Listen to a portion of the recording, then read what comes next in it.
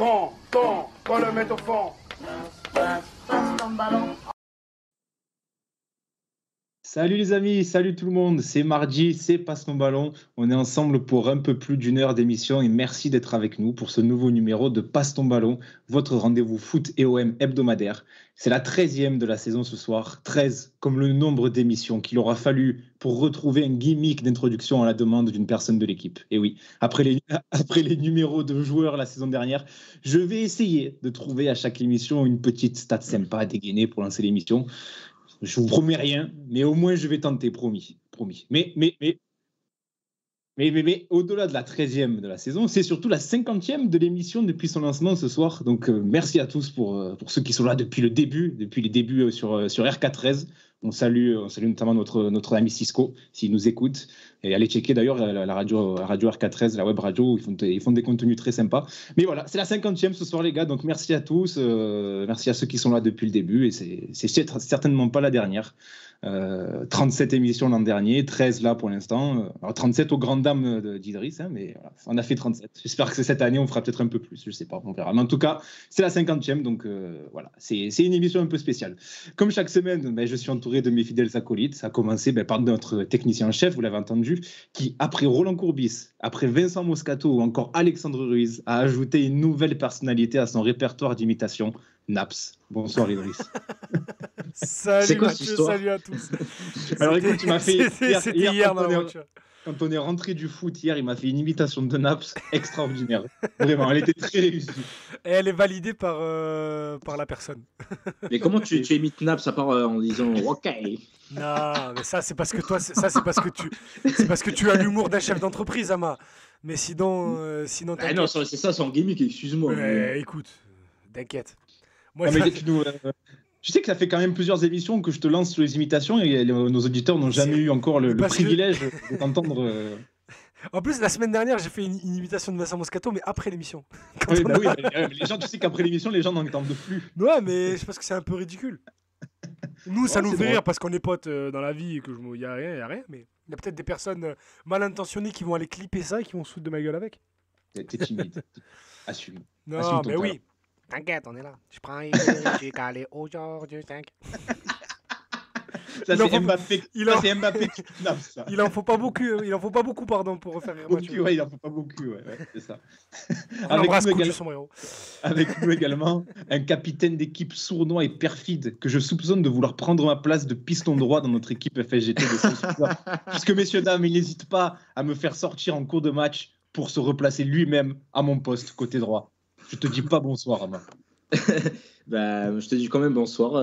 Oui, c'est ça la dictature Kabyle, mais il faut bien que je fasse sortir quelqu'un. Et attends, je me fais commencer sur le banc de temps en temps, donc attention, la tyrannie du capitaine.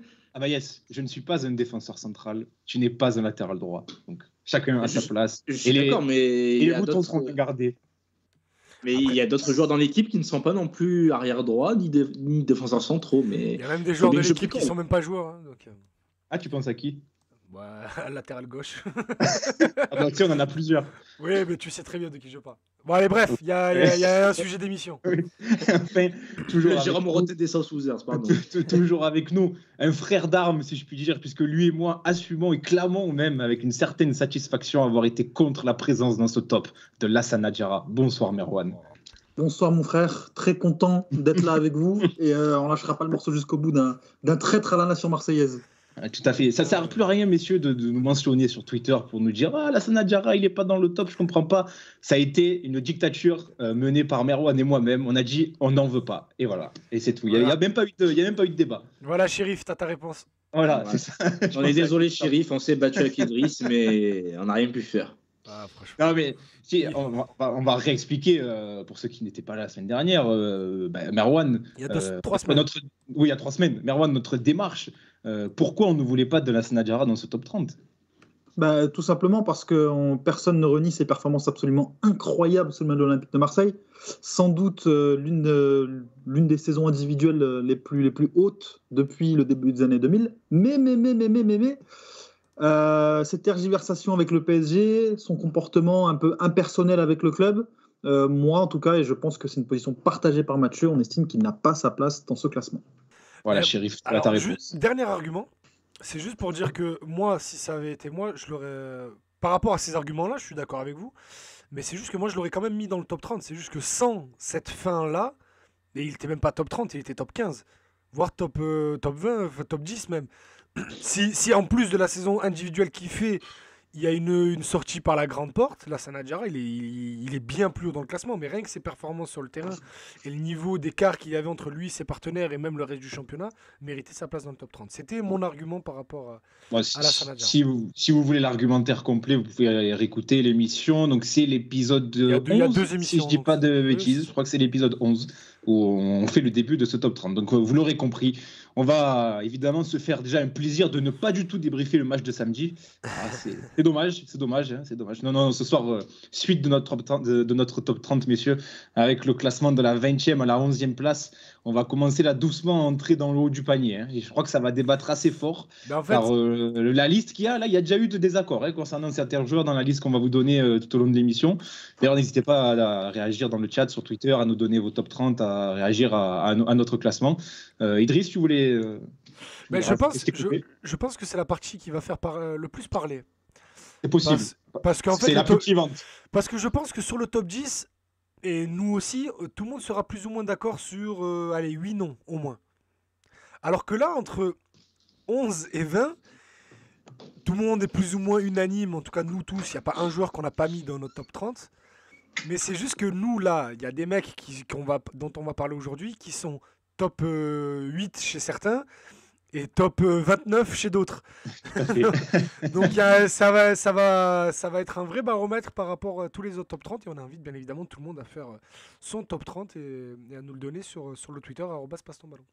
Tout à fait. Donc voilà, on va rentrer doucement là dans le vif du sujet. Donc beaucoup de choses à dire sans plus tarder. Passe ton ballon, saison 2, épisode 13. C'est parti, Idriss, jingle.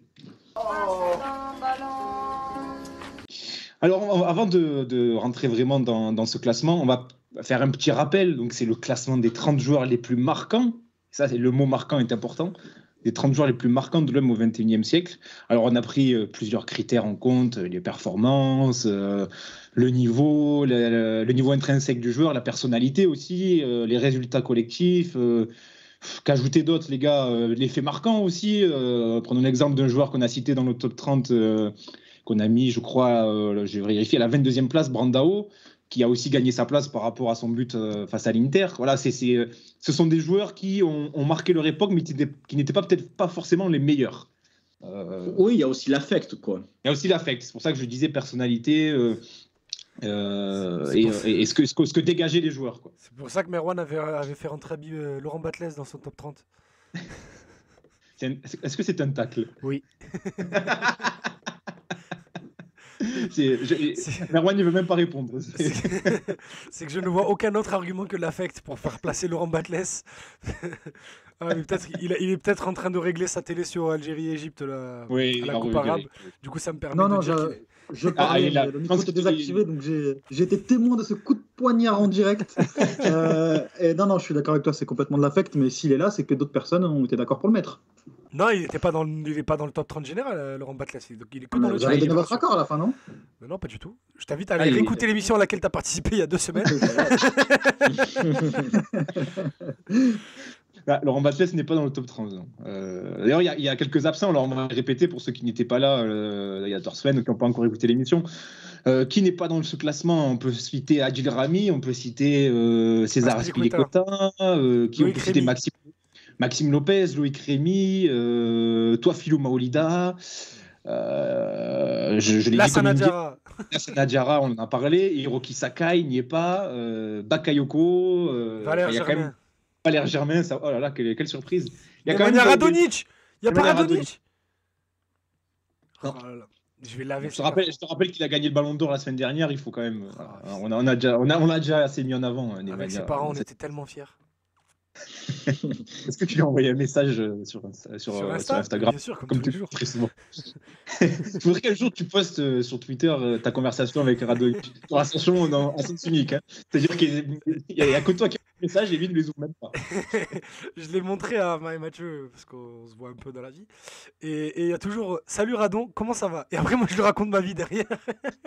Et puis des fois, il y a écrit T'es un prince. Oui, Ça- après, oui, des fois, il n'y a rien. Il y a juste T'es un monstre.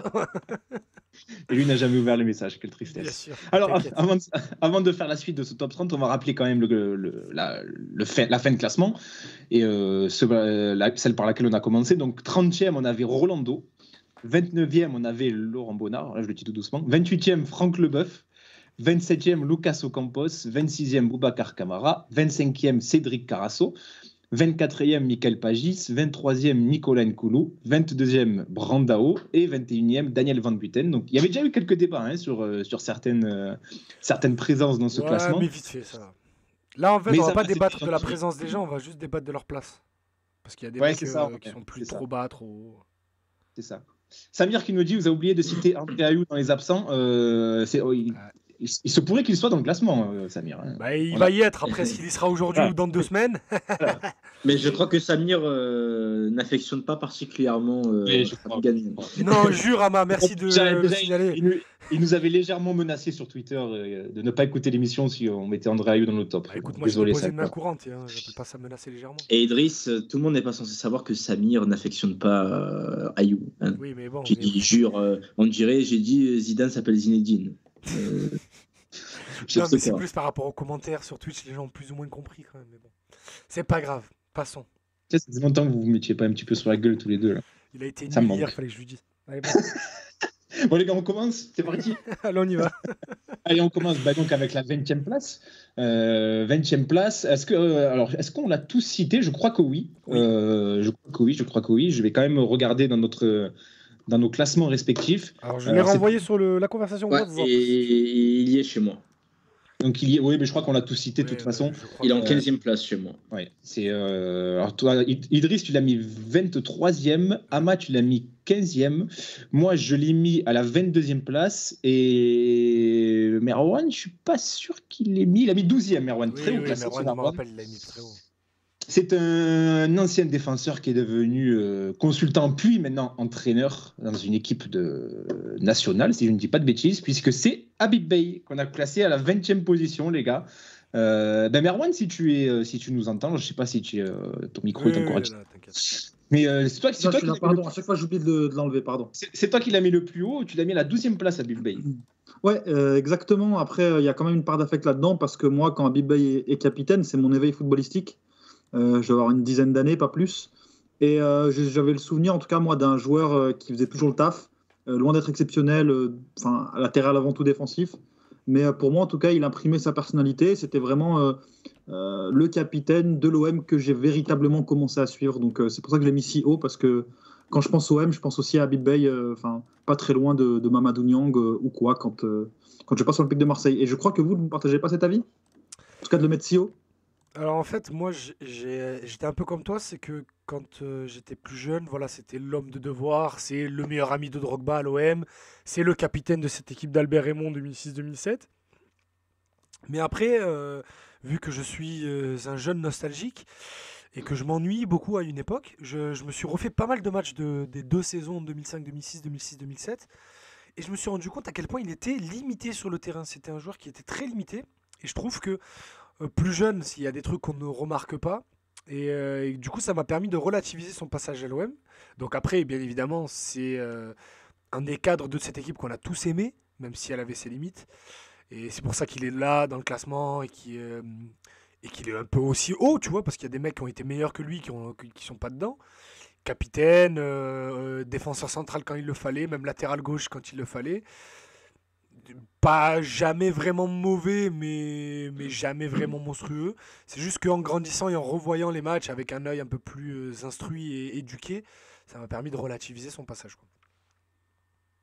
Oui, il fait partie de la fameuse équipe qui va en finale de Coupe UEFA en 2003-2004. Et lui aussi, meilleur joueur de la saison, alors meilleur olympien de la saison en 2004-2005. Ouais. Je crois que c'est l'année où il prend le brassard, non? Si je dis pas de conneries non plus. Non, il prend le brassard. Le brassard, il prend après. C'est après, c'est ensuite. Il prend le brassard quand 2003, Barthez s'en non va en... Non. Le 2004-2005, le capitaine, c'est Barthez avant qu'il se fasse suspendre. Ah. Et Donc après. quand il n'y a pas Barthez, c'est Frédéric Déhu. Et après, c'est DU qui est capitaine toute la saison 2005-2006. Et après, Abibay est capitaine véritablement qu'une seule saison. C'est 2006-2007 parce qu'il... Allô? Oui, non, mais c'est juste après. Bah oui, laisse-moi finir. Et non, mais C'est pas après. Oh, il a boudé. Oh, il a boudé. C'est pas après, c'est pas juste après la saison 2004-2005, c'est bien après. Parce qu'au final, il a été capitaine qu'une seule saison. C'est ça, surtout ça que je veux dire, parce qu'on retient son brassard. Or, il n'a été capitaine qu'une seule saison et pas sur la totalité de son passage. Ou ni ne serait-ce que la grande majorité. 174 matchs et 2 buts, dont une très jolie face à Lens. Hein. Rappelez-vous, au Vélodrome, une petite reprise là sur le corner. Je me souviens très bien de ce but. Tout début pourquoi janvier. il m'avait marqué. Ouais, tout à fait. De l'Algérie. De l'Algérie, les amis, je suis très... C'est la célébration de ce sachez qu'on est en live. On est en live là sur l'Arab Cup. Hein, donc, les amis, les Après voilà, autant d'habitude on réagit pas à des trucs qui se passent en live les amis, mais vu qu'on a 3 Algériens dans ce live et que surtout on affronte l'Égypte, croyez-moi on va sauver. Je vais me sentir un peu comme Gilbert Bribois qui en plein milieu de débat donne le score de Niort-Toulouse. Tu sais, non, mais surtout que là c'est l'un des premiers matchs de l'histoire où un carton jaune peut valoir comme un but. Parce qu'il y a une égalité au niveau du classement et c'est très particulier comme scénario. Et encore une fois, je répète, c'est face à ces Égyptiens, donc il n'y a aucune empathie. Bref, et c'est la célébration de ce but-là contre Lens que j'ai mis sur le live. Oui, tout à fait. Ouais. Si vous êtes là sur le live, vous voyez la photo avec ce très beau maillot 2005-2006. J'aimais bien ce maillot. Ama, on t'a pas entendu sur le cas Habib Beye? Je trouve qu'Idriss est un peu dur avec notre ami Habib, qui pour moi était un très bon défenseur. D'ailleurs, comme tu l'as rappelé, il a été à un moment donné élu meilleur joueur de la saison de l'OM. Ce n'est pas rien, quoi. Et à l'image de Marouane aussi, je garde cette image du capitaine. On était tous un peu jeunes à ce moment-là. Et c'est un mec, mine de rien, qui faisait le travail aussi bien dans l'axe qu'à droite. Tu as rappelé qu'il a joué plus de 150-160 matchs avec l'OM, ce qui est quand même pas commun dans l'époque actuelle. Donc non, moi, j'en garde un très bon souvenir et c'est pas pour rien que je l'avais mis 15e dans mon classement perso. Donc Habib, clairement un joueur marquant de l'époque contemporaine de l'OM. Oui, tout à fait. Puis je pense que sa popularité a aussi été aidée par son rôle de consultant. Alors, même si sur la fin, on a un peu compris. Ouais, il passait son BEF à l'antenne, quoi, à la fin. Ouais, voilà. Mais je trouve qu'il y avait une certaine fraîcheur à ses débuts. Je ne sais pas si vous vous en souvenez, mais quand il démarrait, c'était assez intéressant. 2014 par là, c'était intéressant. 44 sélections avec le Sénégal aussi. C'est pas dégueu. Il a fait sa petite carrière. Hein. Il a fait sa carrière, Habib Beye. Donc voilà, 20e position de notre top, Habib Beye. Pas trop de débat sur Habib.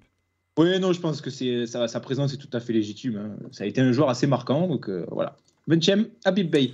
On passe à la 19e place, les gars.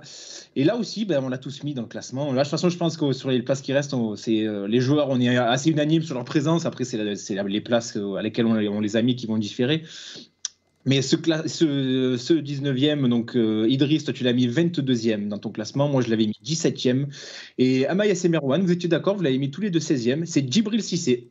19e de ce top 30.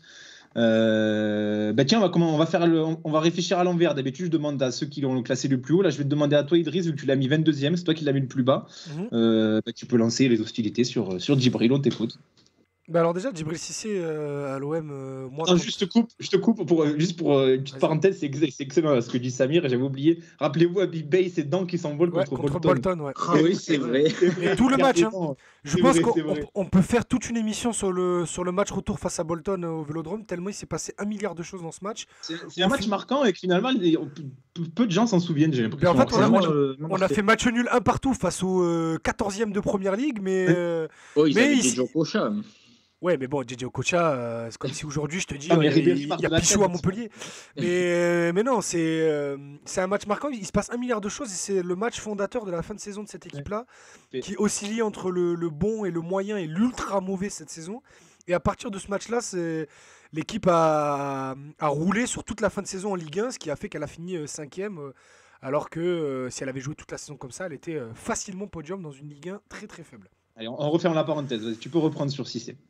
Sur Djibril Cissé, moi, écoute, à la base, je l'ai mis assez haut. Et puis, à force de rajouter des joueurs, je me suis dit, est-ce que je le mets devant ou derrière Cissé? Ça a été un peu mon baromètre, en fait, quand j'ai préparé mon top 30. Et au final, je vais trouver beaucoup de joueurs au-dessus. je suis ultra marqué par Cissé. Si on regarde que les stats, elles sont plus que positives. Je crois qu'il tourne à plus d'un but, un but tous les 2-3 matchs, ce qui est excellent pour un attaquant, surtout dans les années 2000. Où... Il met 80 matchs, 37 buts. Ouais, voilà, donc ça fait un but un peu moins tous les 2 matchs. Ça fait il met le but du retour en Ligue des Champions contre Saint-Etienne. Contre Saint-Etienne, c'est vrai, non, mais des buts But marquants. magnifique, ouais. Non, c'est pas c'est Valbuena Servi qui par le met. Valbuena. Lui, il met le. Ouais, mais il ouvre le score, mais il met un joli but. C'est lui qui ouvre le score, c'est Pagis qui met le deuxième.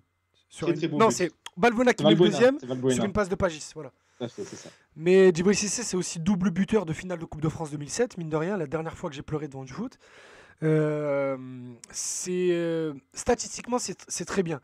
Malheureusement, encore une fois, c'est l'affect. En fait, pour 2 choses, je l'ai descendu dans mon classement. C'est qu'au final, son niveau intrinsèque, au final, il ne faut pas oublier que Djibril Cissé, ça a été un des joueurs qui a été le plus hué par le Vélodrome à son époque. Et j'en parle en connaissance de cause parce que j'étais assez jeune et c'était mes premières années d'abonné. Et j'étais ultra réceptif par ce qui se passait au stade. Et moi qui avais plutôt Djibril Cissé en affection, j'étais très marqué par ces sifflets-là. Donc, pourquoi Parce que moi, j'en souviens pas. Parce qu'il n'était pas bon. Et il ratait beaucoup de choses. Des fois, alors, il y avait 2-3 joueurs disponibles. Il voulait frapper parce qu'il n'avait pas marqué du match et que ça l'énervait. Donc il se faisait siffler par tout le virage. Et je me rappelle aussi d'un match au Stade de France avec l'équipe de France où il n'a jamais été trop connoté marseillais. Donc, à une époque où ça ne se faisait pas de siffler les Marseillais en équipe de France. Et je me rappelle très bien, je vais vous dire, c'est un match contre la Slovaquie où tout le Stade de France le hue à chaque fois parce qu'il rate 2 énormes occasions. Et ça m'avait marqué. Et puis au final, j'ai toujours eu en regret et on lui ai toujours voulu de ce départ-là. Ce départ en fin de Mercato 2008 où Guéret lui dit écoute, cette année, on va jouer en 4-4 de losange parce que la fin de saison s'est très bien passé comme ça l'année dernière. Mais Baki Koné et Mamadou Niang sont devant toi. Ça va être à toi de gagner ta place. Et que le mec boude et s'en aille à Sunderland alors que pendant 1 an et demi, il nous a dit j'ai le sang bleu et blanc, je suis arlésien et mon club de cœur c'est l'OM. Déjà, quand j'étais petit, ça m'avait fait tilter. En grandissant, j'ai toujours du mal à le digérer.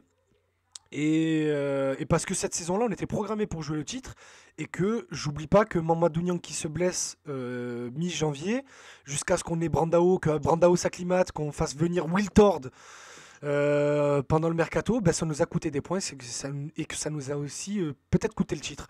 Je demande juste une saison en Ligue des Champions en 2009 avec Djibril Cissé, Bakary Koné, Ben Arfa et Niang ensemble avec Valbuena. Et je trouve qu'on est passé à côté de quelque chose, donc j'ai un petit peu d'amertume avec Cissé. Ama, Merwan, vous rejoignez Idriss Non, je sais pas. Idriss, il est. Vas-y, excuse-moi, Merwan, vas-y. Non, c'était juste parce que déjà, je trouve que les lumières d'Idriss sur un contexte qu'on n'a pas forcément, je trouve ça, enfin qu'on n'a plus forcément, je trouve ça très utile, donc merci à lui. Et oui, je comprends parce que moi aussi, j'ai cette image un peu impersonnelle de Cissé à l'OM, mais en même temps, en fait, moi j'étais hyper content. La petite starlette qui revient, il vient à l'OM, il est encore, entre guillemets, encore en possession de ses moyens. Il est dans un climat de rédemption. Et t'es là, t'es hypé, t'es jeune, t'es hypé, tu vois ça, bon, et tu retiens ses buts importants. Donc effectivement, ça reste après. Mais c'est vrai qu'il passe en coup de vent et puis il part un petit peu dans l'anonymat, entre guillemets, sans avoir réellement marqué le club de son empreinte. Donc je peux le comprendre. Je me rappelle en plus parce que ça m'avait marqué parce que moi, je rentrais du stade à l'époque tout le temps et je regardais toujours l'après-match d'OMTV qui était rediffusé en boucle toute la nuit. Et même eux, qui chaîne officielle du club après qu'on gagne 4-0 contre Auxerre, passe l'après-match, mais vraiment là c'est le souvenir que j'en ai, il passe bien 3/4 de l'après-match à dire c'était peut-être le dernier match de Djibril Cissé, il n'a pas voulu rentrer en jeu alors qu'Éric Guéret lui a demandé de rentrer. Au final il fait rentrer Elliot Grandin qui marque, mais c'est pas son seul but à l'OM d'ailleurs. Non, il marque son premier contre Monaco en Coupe de France. Oui, au fantastique. Retourné là, non? Ouais, et il a mis 2-3 buts. Mais je crois qu'il en met 3 parce que je crois qu'il met aussi. Il en met en première journée contre Rennes là quand il y a 4-4. Mais bref. Okay, ouais. Et même au MTV, s'empêchait de dire déjà des trucs à l'époque, mais même là ils disent ouais, mais l'attitude de Cissé c'est pas incroyable, nanana. Il y avait Dominique Cuperli qui était venu et qui avait dit ouais, on va prendre des sanctions, et dans la semaine le mec se barre à Sunderland. Ouais, ça m'a un peu déjà dès son départ, j'étais déjà blasé. Mais ce qui était intéressant, j'allais dire, mais oui, on peut dire intéressant avec Cissé, c'est que même son arrivée, elle est marquante au final, parce que je rejoins un petit peu ce que disait Merwan, c'est que quand on était jeunes, c'est une star qui arrive, tu vois le mec de Liverpool arriver, qui avait explosé à Auxerre, qui commençait à pointer le bout de son nez en équipe de France, il arrive blessé en plus, donc il y a une certaine attente. Je me souviens de son premier match, il joue contre Monaco. Et je me souviens, il fait une passe D pour Niang. Et le commentateur, ça m'avait marqué. Il n'avait même pas dit but de Niang. Il dit la passe décisive de Cissé. Tellement c'était un truc de fou que le gars revienne et soit directement décisif. Et il y avait un autre élément dans la carrière de Cissé à l'homme qui m'a marqué. C'est cette saison 2007-2008. Où à la fin de la saison, derrière Benzema, meilleur buteur de Ligue 1, je crois qu'il met sa vingtaine de buts, tu as deuxième Niang, 18 buts, et troisième Cissé, 16 ou 17 buts. Merci. C'était Niang et Cissé qui complétaient le podium des buteurs. Enfin, c'est quand même assez rare d'avoir deux joueurs de la même équipe qui pointent sur le podium du classement des buteurs. Mais on n'a pas eu de doublette ensemble aussi fort. Ah, c'est ça. Depuis. Et le problème, c'est que je vais vous le dire aussi, parce que depuis, j'ai pu parler avec des joueurs de l'époque, et ça n'a pas aidé à arranger l'image que j'ai du joueur, c'est que lui était très jaloux de Mamadou Niang. Pas frontalement parlant, de là à vraiment avoir la haine et tout ça, les deux mecs s'entendaient plutôt bien. C'est juste que quand il y avait un penalty, que c'était Mamad qui le prenait parce qu'il les ratait jamais, si c'est râlé. Quand l'OM gagnait 1-0 but de Niang, ben, mine de rien, Cissé, il râlait un peu parce que Niang, il m'a pas fait la passe à la 28e, sinon j'aurais ouvert le score plus tôt. Tu vois, il y a plein de trucs. Il était très jaloux de Mamadou Niang, et ça a aussi causé à la fin de ce duo-là qui aurait pu écraser la Ligue 1 pendant encore 2 ou 3 ans. Le match qu'ils font tous les deux contre Lyon, là, la victoire 3-1 en 2008, oh là là. Toute la fin de saison. Matt, c'était exceptionnel. Toute la fin de saison. Exceptionnel ce match. Du match, mais je vais même te prendre, si je te l'avais dit. C'est en fait comme si Cissé remplace Niang qui part à la CAN et voilà, c'est ce que j'allais te dire. Tu sais qu'en plus, c'est ma saison que je connais chaque match, chaque score par cœur. 2007, un triplé contre Caen là qui met aussi. Écoute, il revient, Niang revient de la CAN, il n'y a pas une seconde d'adaptation. Il revient, il y a Nasri Andi, Cissé, Niang devant dans un 4-4 de losange avec Cherou, Ziani et Sana. Et là, c'est parti. L'OM a roulé sur tout le championnat de février à mai. C'est tout. Parce que n'oubliez pas qu'à la fin, au début de cette saison-là, début octobre, quand on affronte Liverpool en Ligue des Champions, on est 19e. Et qu'on finit la saison 3e.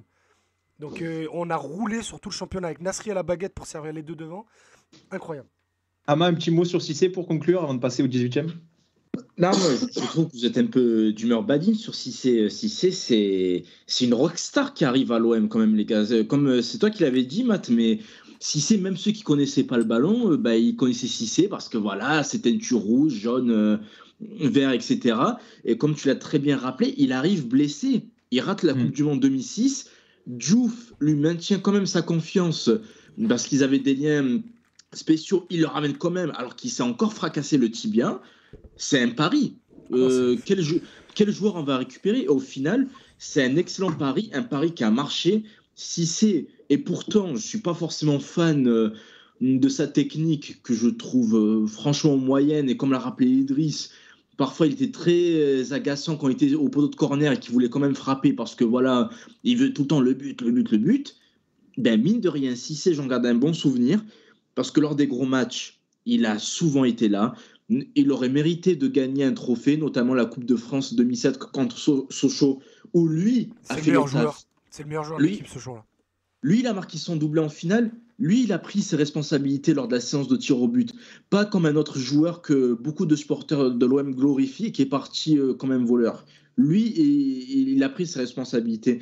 Donc, c'est pour ça qu'un mec comme Cissé, je le valorise plus que un autre joueur qui n'a pas tiré lors de cette séance de tir au but contre Sochaux. Suivez mon regard.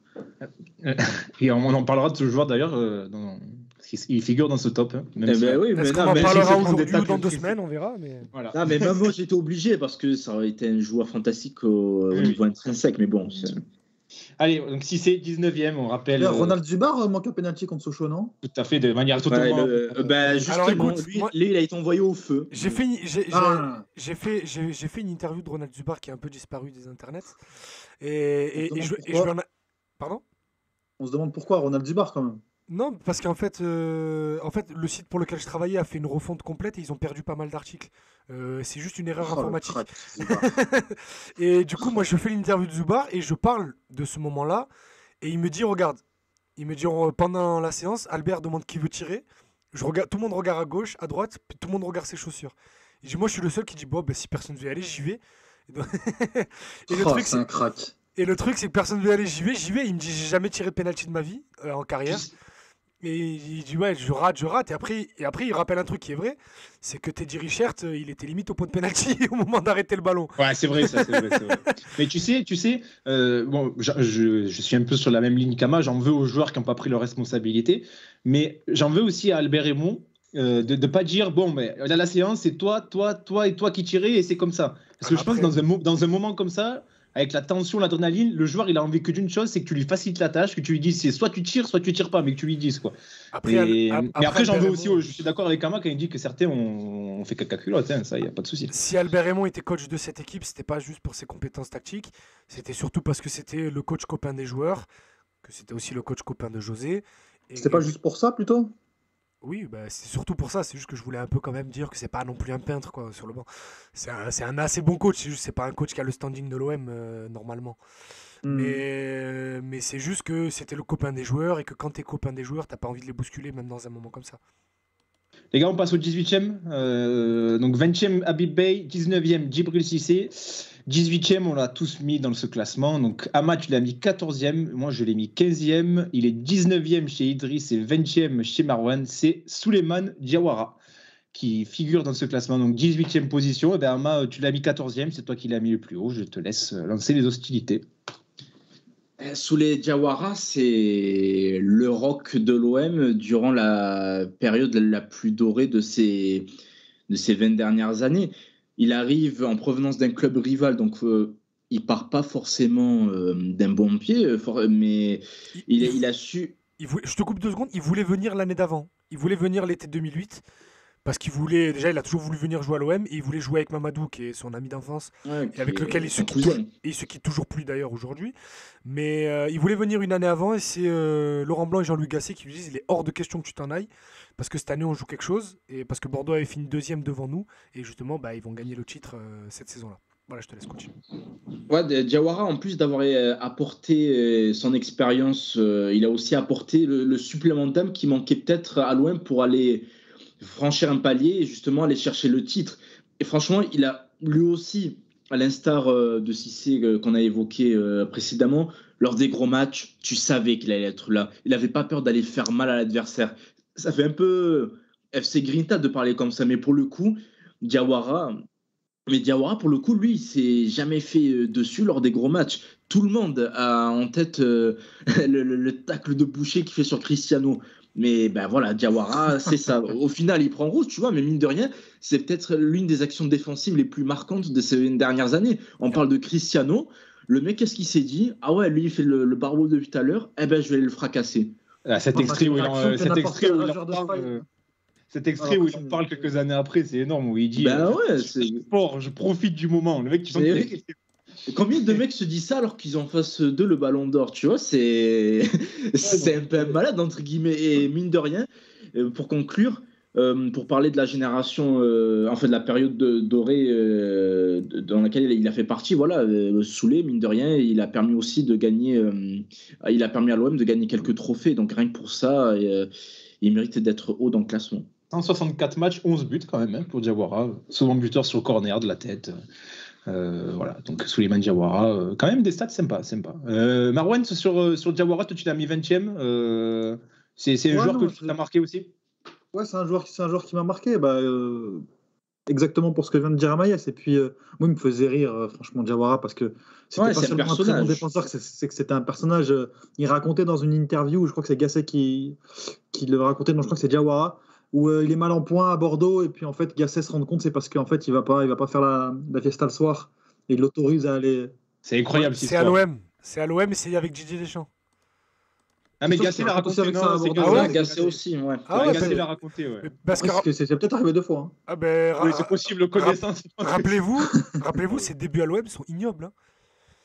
Ouais, il y a un match contre Valenciennes qui est horrible. Il est fautif sur les 3 buts. On perd 3-1 ou 3-2. Il est ignoble au début, Diawara. Et puis, il parle avec Deschamps, il s'entretient avec lui. Il dit ouais, j'ai besoin de sortir, j'ai besoin de me sentir vivant, quoi, de pas juste faire terrain-maison. Deschamps lui dit écoute, on passe un accord. Tu te remets à l'endroit, tu fais ce que tu veux. Et tant que tu es bon sur le terrain, je te laisse tranquille. Voilà. Est-ce qu'on peut dire que le Mistral a sauvé la carrière de Diawara à l'OM? Ouais, t'inquiète, il a jamais eu besoin des boîtes pour faire la fête. Hein. Ouais, il y a des photos, tu tapes juste son nom, il y a des photos sur Google qui apparaissent avec Mama. Jawara, il y a un moment, la maison de Souleymane Jawara à Aix-en-Provence était devenue une boîte en lui-même. Hein. C'est le mec débarqué, il y avait des gens qui connaissaient pas, qui étaient en train de boire des coups dans son bar.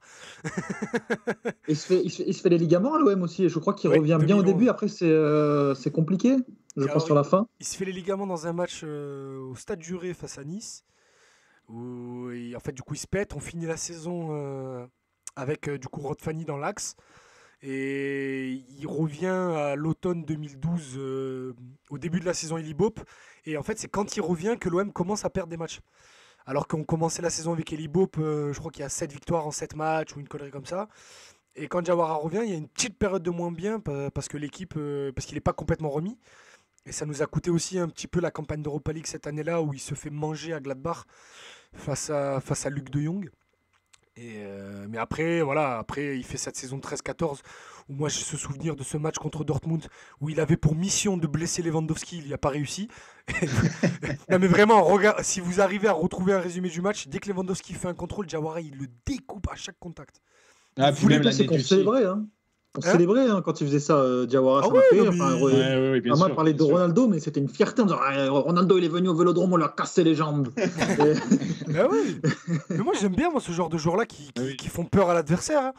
Il formait une charnière, la charnière du titre avec Stéphane Mbia qui est replacé dans l'axe, elle est monstrueuse. Bah, écoute, je vais le dire, hein, sur la saison 2009-2010, c'est la meilleure charnière d'Europe devant Vidic et Ferrari. Ouais, mais ils étaient extraordinaires les deux.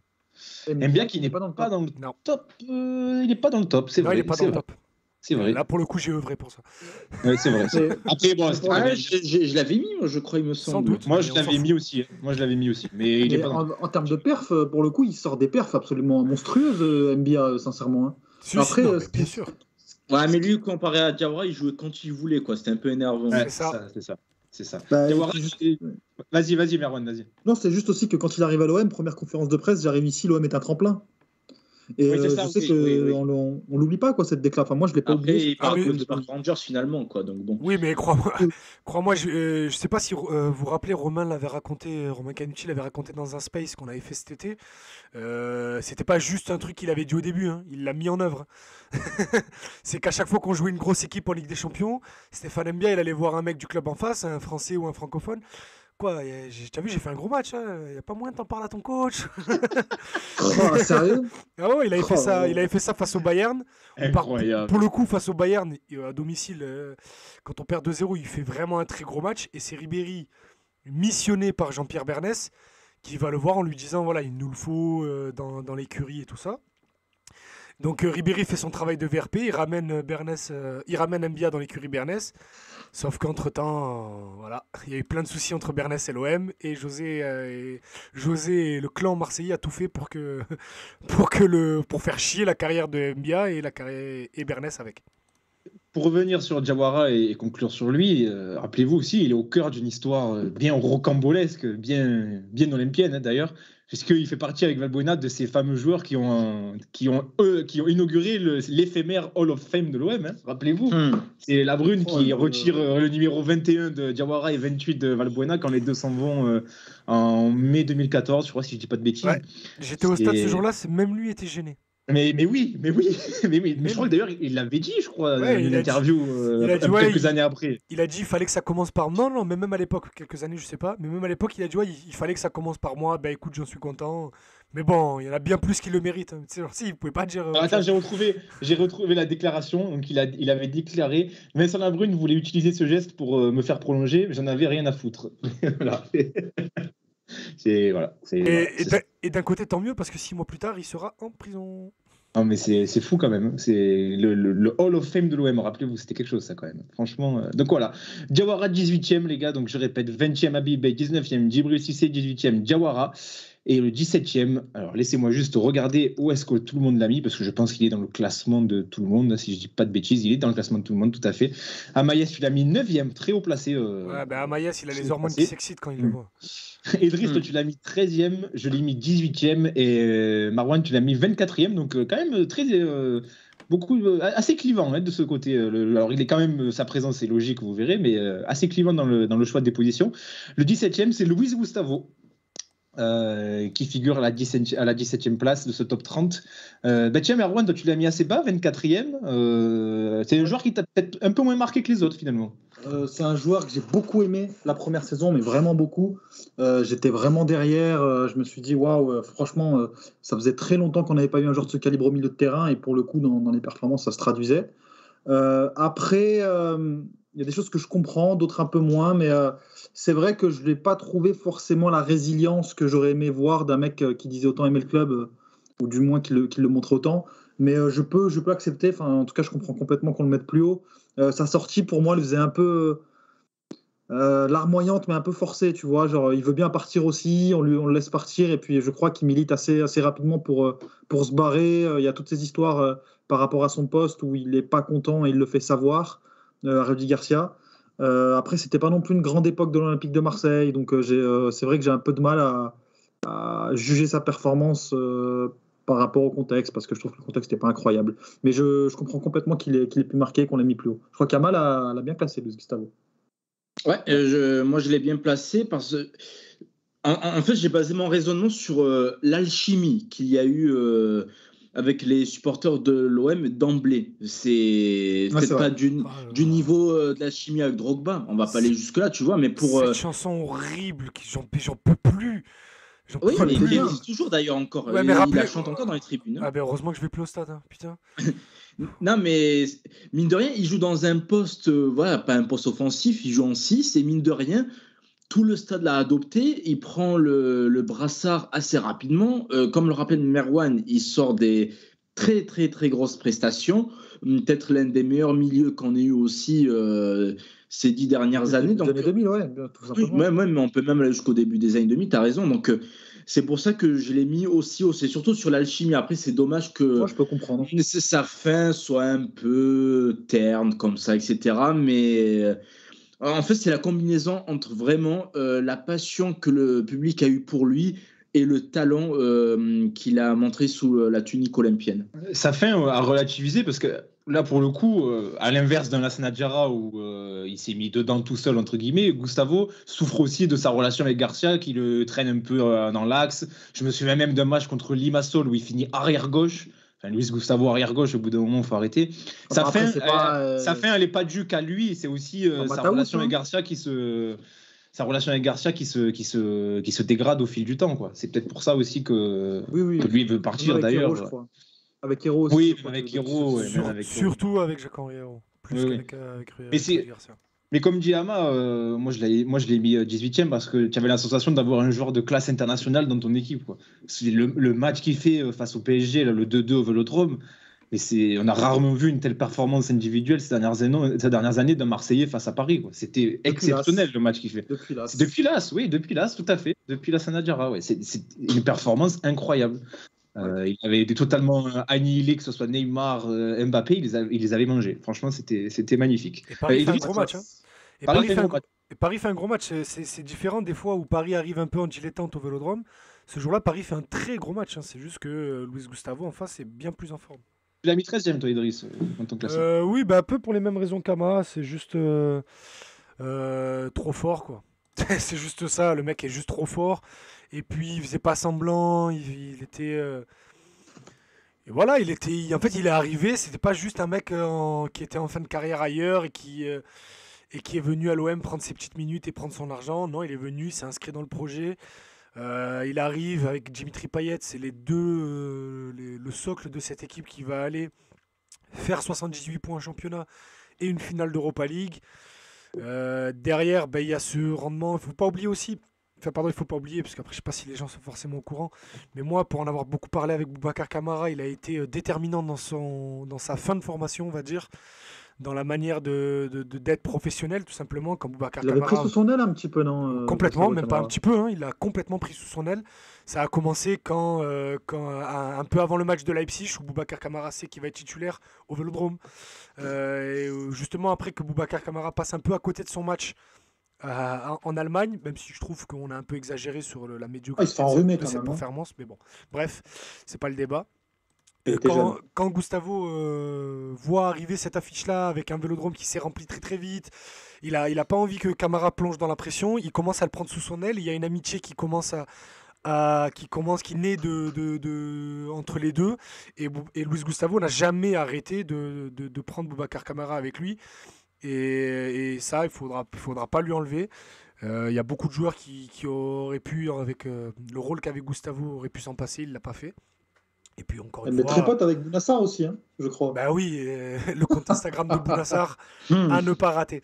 Mais sinon, oui, juste trop fort. Et puis, Puis charismatique, quoi. Il dégageait vraiment quelque ouais, chose. il y avait un truc avec Luis Gustavo, c'est une certaine frappe forme de loin aussi, ouais. vraiment un gros charisme. Et puis moi, je me rappelle après un match face à Nice, où il prend un carton rouge je crois que c'est avant Nice. Bon bref, en début de saison, il prend beaucoup de cartons jaunes et il dit, je crois que j'ai compris comment défendre en Ligue 1.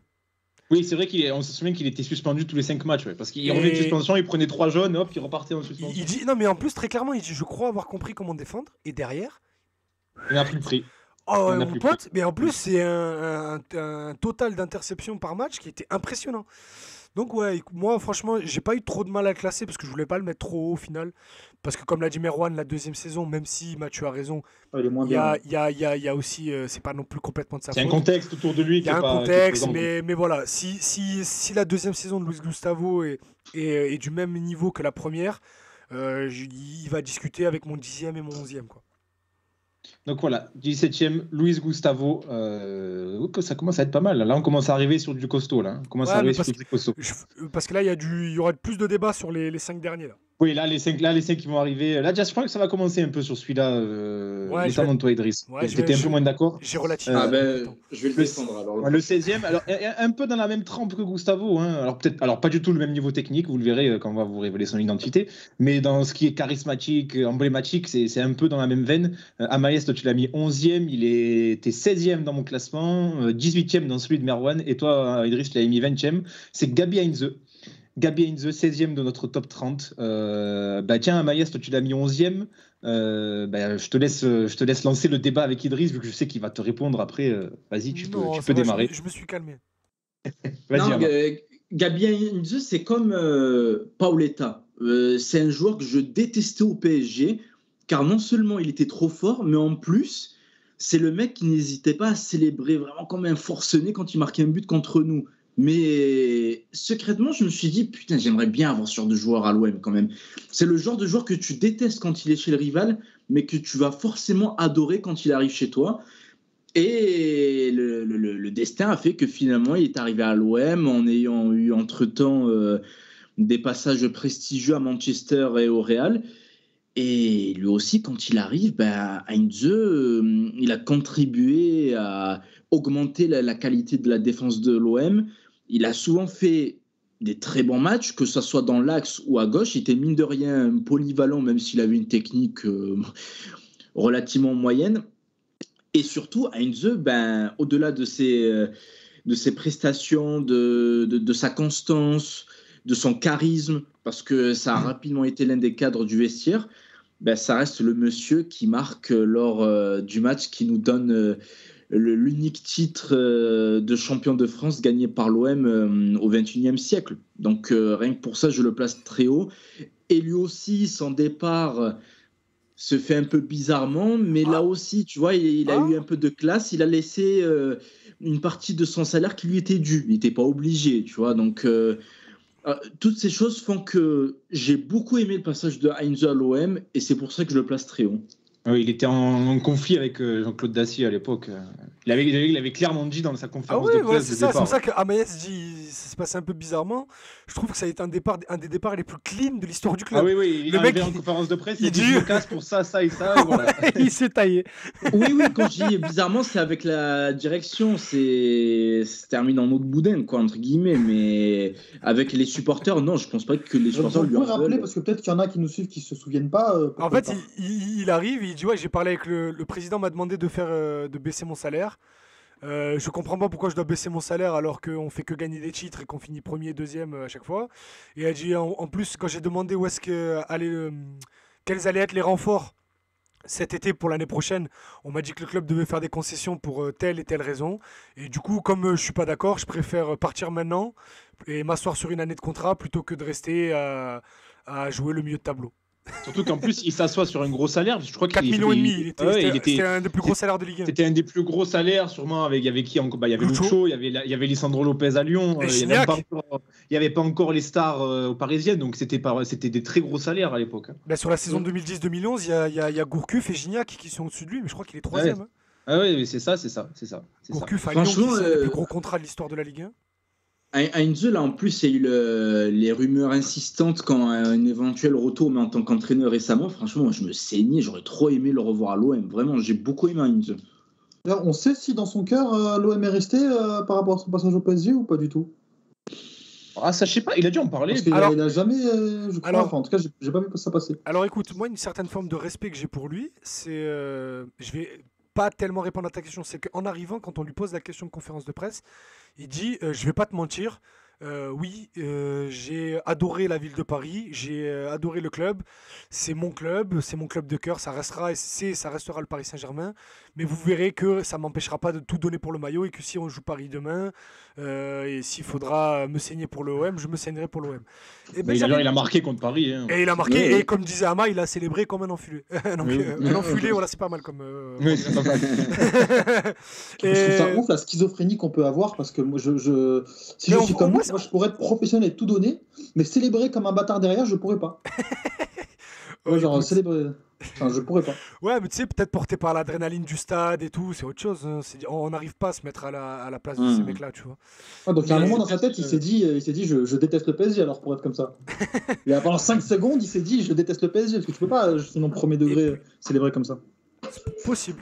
Mais du coup, c'est peut-être un des seuls des transfuges du PSG qui arrive à l'OM qui n'est pas conspué par le Vélodrome. Hein. Non, parce qu'il est honnête. Parce qu'il est honnête. Il est honnête, il est de suite adopté par les supporters marseillais. Non, mais c'est comme Paoletta. Paoletta, s'il signe à l'OM, je pense qu'il y en aurait très peu qui l'auraient critiqué. Oui, tout à fait. C'est la classe, Paoletta. C'est pas sûr, ça, par contre. Ah, si. Ah, quand même. Je suis d'accord avec toi. Paoletta, tu as adoré le détester. Ah non, moi j'adorais pas le détester, je le détestais tout court. Mais il était trop fort. Bien sûr qu'il est trop fort, mais tu sais pas le nombre de soirées moi où que j'ai passé mal à cause de lui. Donc voilà, 16e, Gabi Heinze qui est bien placé aussi dans ce classement. Et là, je pense qu'on va commencer à arriver dans du costaud. Vas-y. Juste un truc, pourquoi je l'ai mis assez bas et pourquoi tu disais que j'allais peut-être le descendre, c'est parce que moi je trouve qu'on surcote un peu son passage en termes de legacy en fait. Par rapport à ce qu'il a laissé comme image et tout, je trouve qu'on a un peu trop glorifié son image.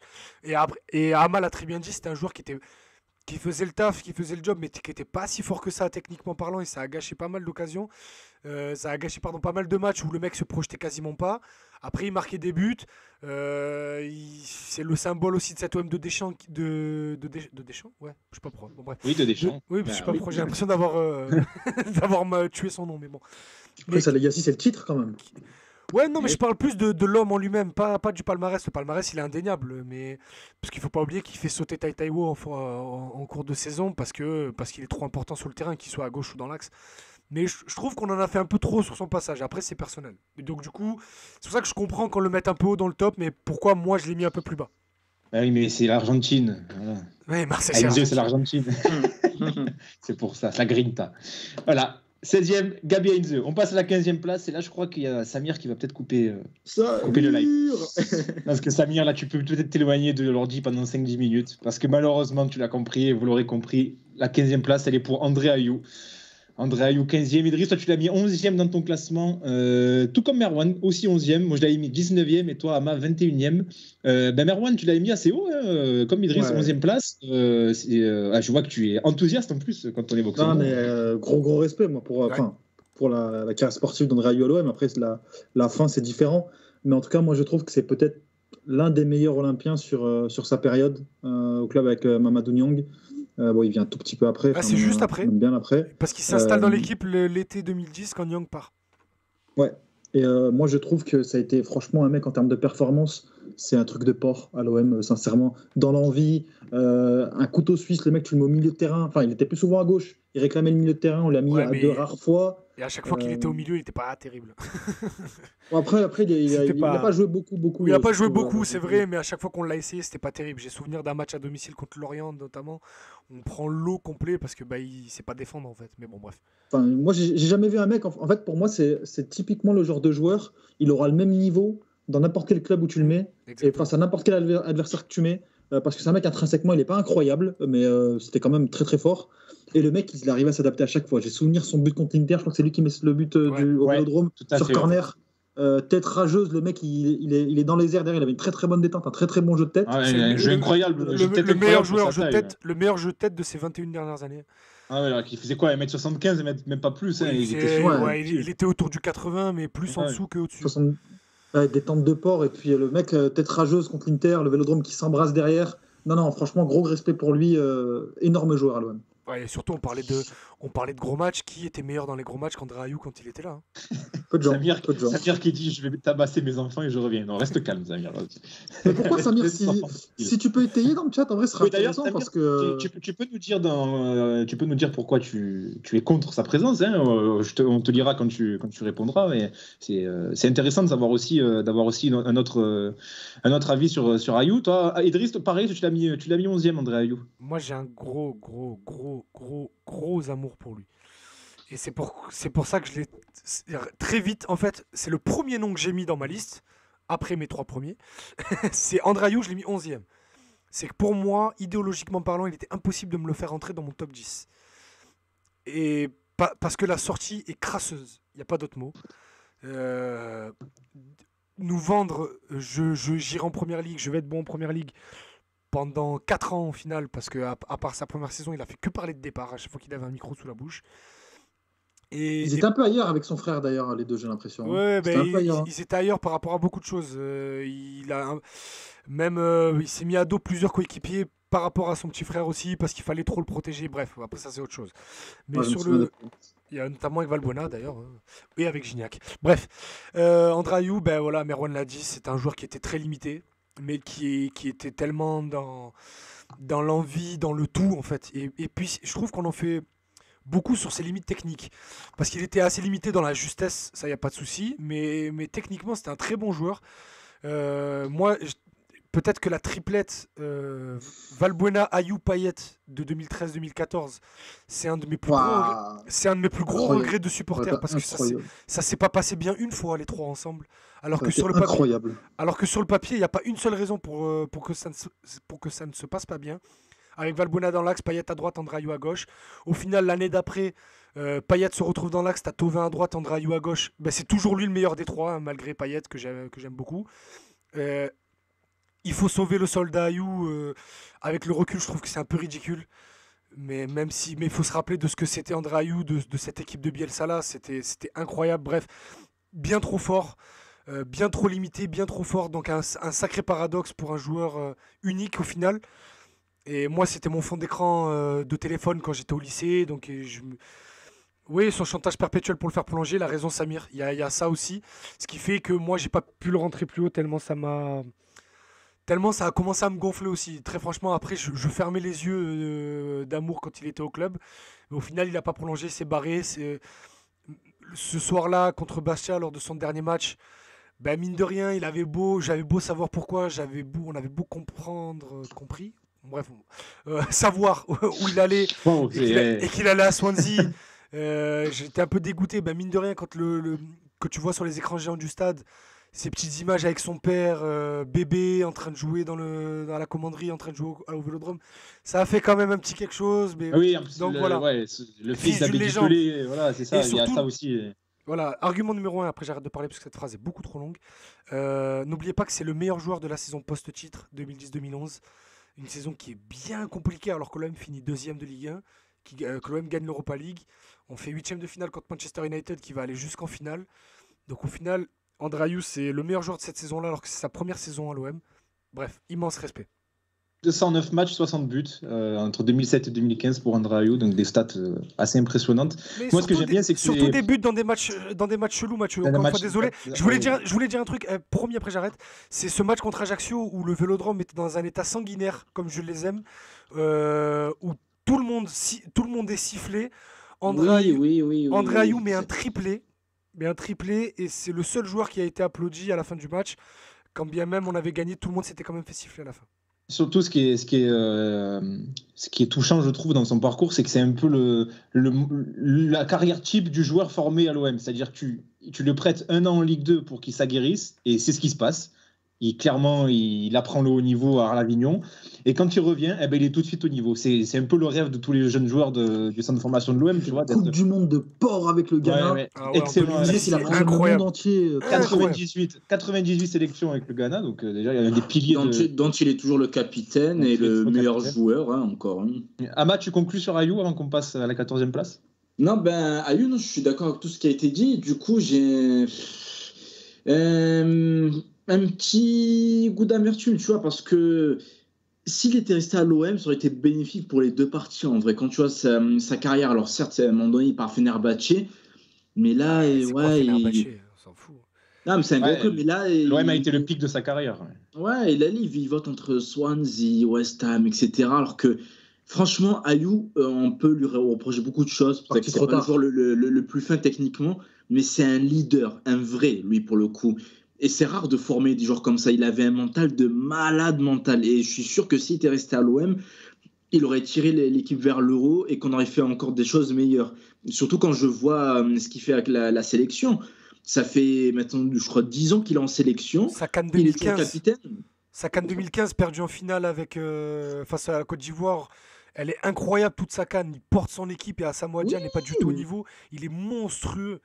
Et comme l'a dit Marwan, à la Coupe du Monde, et là, vu que je suis le foot africain parce que j'aime ça, il tire les coups francs, il tire les pénaux, toujours lors des moments chauds, c'est André Ayou qu'on appelle.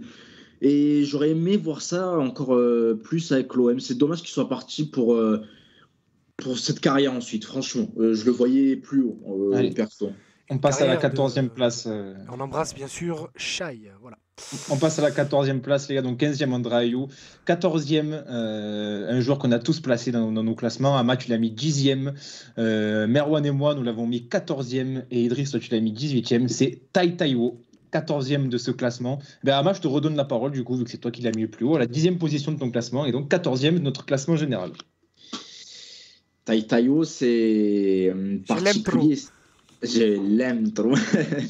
Non, pour ceux qui n'ont pas la référence, j'avais sorti ça aussi pour Pagis. C'est pareil, Taiwo. Taiwo, c'est pas le plus grand footballeur qu'on ait eu à l'OM, on va pas se mentir. Mais il était trop attachant.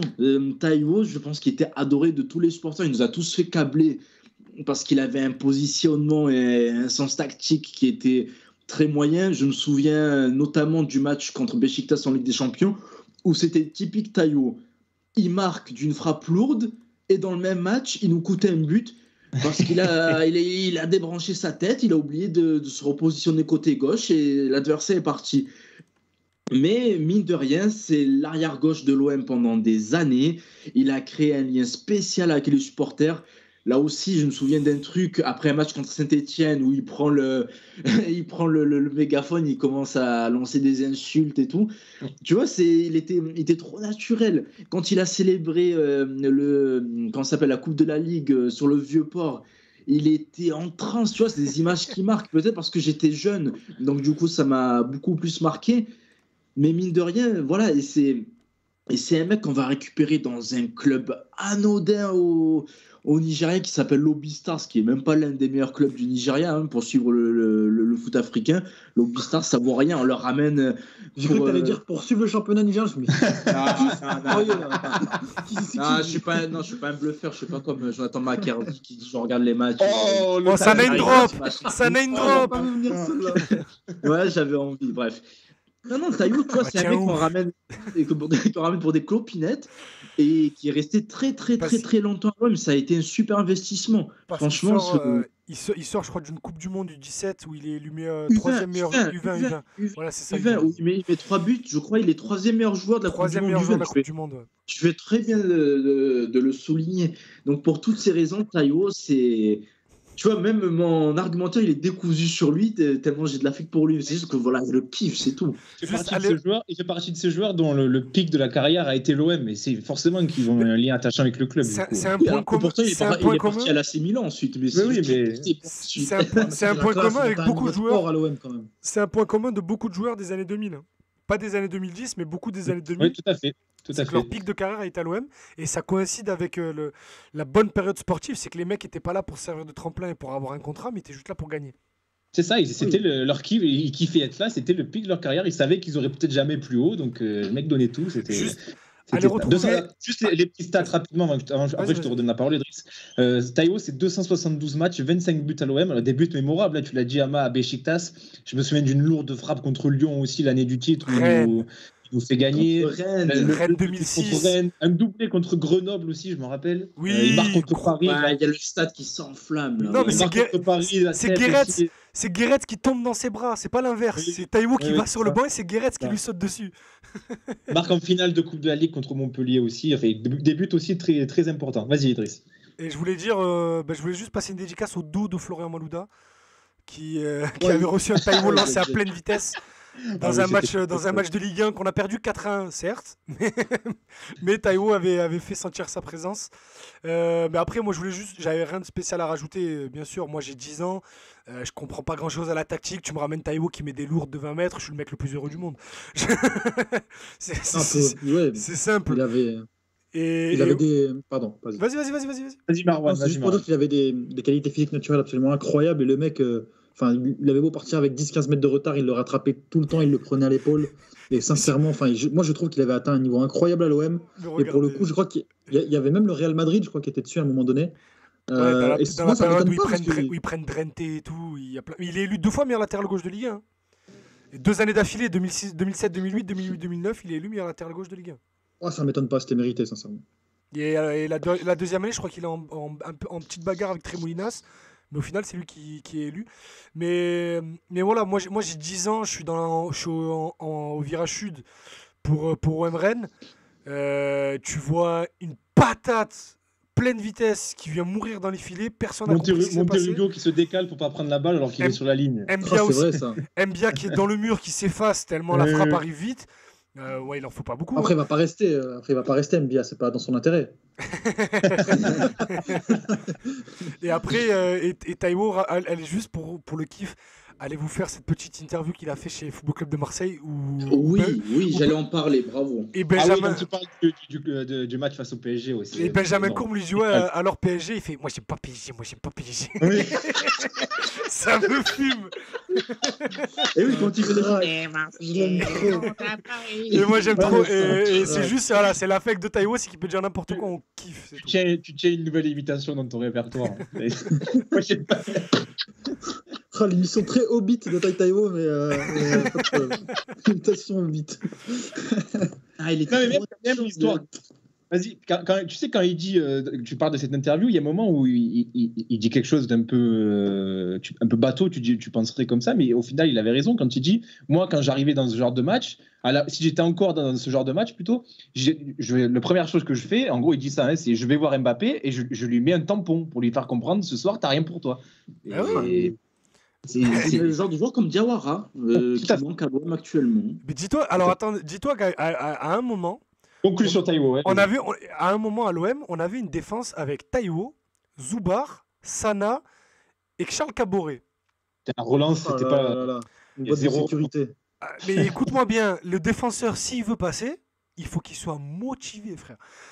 Parce qu'il n'y en a aucun des 4 qui va lui faire un cadeau, là.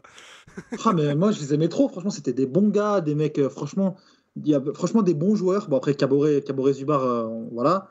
Mais encore Caboret, je suis persuadé qu'il avait des qualités, mais peu importe. Mais pour le coup, c'était des joueurs qui avaient une personnalité, d'accord. Et je trouve en tout cas, et je pense qu'on le souligne aussi aujourd'hui, parce qu'on l'a rarement vu ensuite à l'OM. Et les joueurs qui nous ont marqué ensuite, c'est aussi des joueurs qui étaient impliqués. Et c'est vrai que, comme tu le dis, moi, et en fait, quand je l'ai fait remarquer tout à l'heure, je m'en suis aussi aperçu, c'est qu'en fait, il y a eu un changement de dimension entre guillemets de l'Olympique de Marseille. C'est que maintenant, on est content quand on a un talent excitant qui signe à l'OM, mais avant, on avait vraiment des joueurs qui étaient au zénith de leur carrière, des valeurs sûres de Ligue 1 qui venaient apporter ce qu'ils pouvaient à l'Olympique de Marseille. Et c'était à eux de prouver. Alors qu'aujourd'hui, l'Olympique de Marseille, c'est plus un marchepied pour un certain nombre de joueurs et on l'a accepté. Mais parce qu'aujourd'hui, on est passé dans un modèle financier qui est FIFA. Ouais. Il faut. Ah non, mais on prend des joueurs qu'on va essayer de revendre et tout ça. C'était déjà le cas aussi, je pense. C'était le cas aussi. C'était le cas Il y avait Ribéry, il y avait Nasri aussi, qu'on n'a pas acheté pour ça, mais qui était là pour être la valeur marchande de l'équipe. Mais tu avais autour 7, 8, 9 joueurs qui étaient là pour performer. C'est vrai. D'ailleurs, mention spéciale à la carte FIFA 13 ou 14 de Taiwo qui était complètement foutée au Milan AC. Donc voilà. Les gars, on conclut sur Taiwo. Donc, Taiwo, Oui, parce que- 14e de ce classement, avec une imitation magnifique d'Idriss. Vraiment, ça, je vais te la redemander au cours de la saison. C'est exceptionnel. Les gars, il nous reste 3 joueurs avant de conclure l'émission. Alors, on va essayer de faire vite, parce qu'il nous reste encore 10-15 Ah non, non, minutes. pas faire vite, il y a des noms Et importants. le problème, c'est que là, les noms ne sont pas faits pour faire vite. Donc, ça va être compliqué. Ah, c'est ça, Il y en problème. a un, on a déjà fait 10 minutes sur lui lors d'une émission précédente. Voilà, Donc, donc, je pense que le prochain, peut-être, ou celui d'après. Ouais, bref. Les deux sont susceptibles de faire partir en vrille l'émission, je vous préviens. Donc, à la 13e position, on a un joueur qui a été classé 7e par Merwan, 10e par moi-même, 15e par Idriss et 23e par Maïs. Donc, vous voyez, là aussi, c'est très disparate. C'est André-Pierre Gignac, qui est 13e de cette Je classe. comprends pas ce qu'il fait aussi haut. Et- Enfin, oui, aussi bas, je comprends pas. Vas-y, Merwan, c'est à toi. T'inquiète. Tu peux ouvrir la franchement, prétoire, vas-y. Moi, je comprends pas parce que certes, il a 2 premières saisons très compliquées, mais après, il porte. Bah, moi, t'as 2,5, t'en as une, je crois, les 6 derniers mois sont mieux, mais 2,5, je te la laisse. Idriss, bon, peu laisse parler. importe. Peu importe. Non, je lui concède, c'était pertinent, peu importe. On va dire 2,5, comme ça, on coupe la poire en deux. Mais en tout cas, moi, c'est tout ce que je respecte chez un joueur de football. Le mec, il était mauvais. Il s'est tué, d'accord, ou relativement. Non. Après, l'autre. il y a eu. Idriss, Il y a laisse eu parler des discussions Merwan. avec- Idriss, Mais laisse oui. parler Marwan. Mais il y a des mensonges. Non, mais tais-toi, Laisse-le je parler. réponds pas. D'accord, allez, non, c'est bon, non, je me tais. Ça va, je me tais. Non, mais bon, il y a eu des mercato hivernaux où on pensait qu'il allait partir à West Bromwich Albion, je crois À que c'était, Fulham. ou un Ah, autre club, Fulham, à Fulham. Fulham. Bref, en tout cas, des débuts très compliqués. Il revient de l'abnégation, il a prouvé. Il a été exceptionnel. Il a porté l'OM pendant plusieurs saisons. Et surtout, c'est pas un mec qui a triché sur son engagement au club. Dans le sens où c'est un mec qui revient régulièrement. C'est un mec qui montre que. Moi, je suis allé. Quand j'ai travaillé au club, c'est un mec qui venait au self manger, tout simplement. Et il passait du temps avec certains employés. Quelle Pas tous, humilité. évidemment. Pas avec moi. Mais ensuite, finale de la Coupe d'Europe, Europa League, Atlético Madrid, le mec marche à travers les supporters marseillais. Comme si c'était pas un joueur de football et très avenant, très sympa. Et franchement, gros respect pour sa performance à l'OM. Moi, en tout cas, c'était un des joueurs marquants, si ce n'est le plus marquant des années 2010.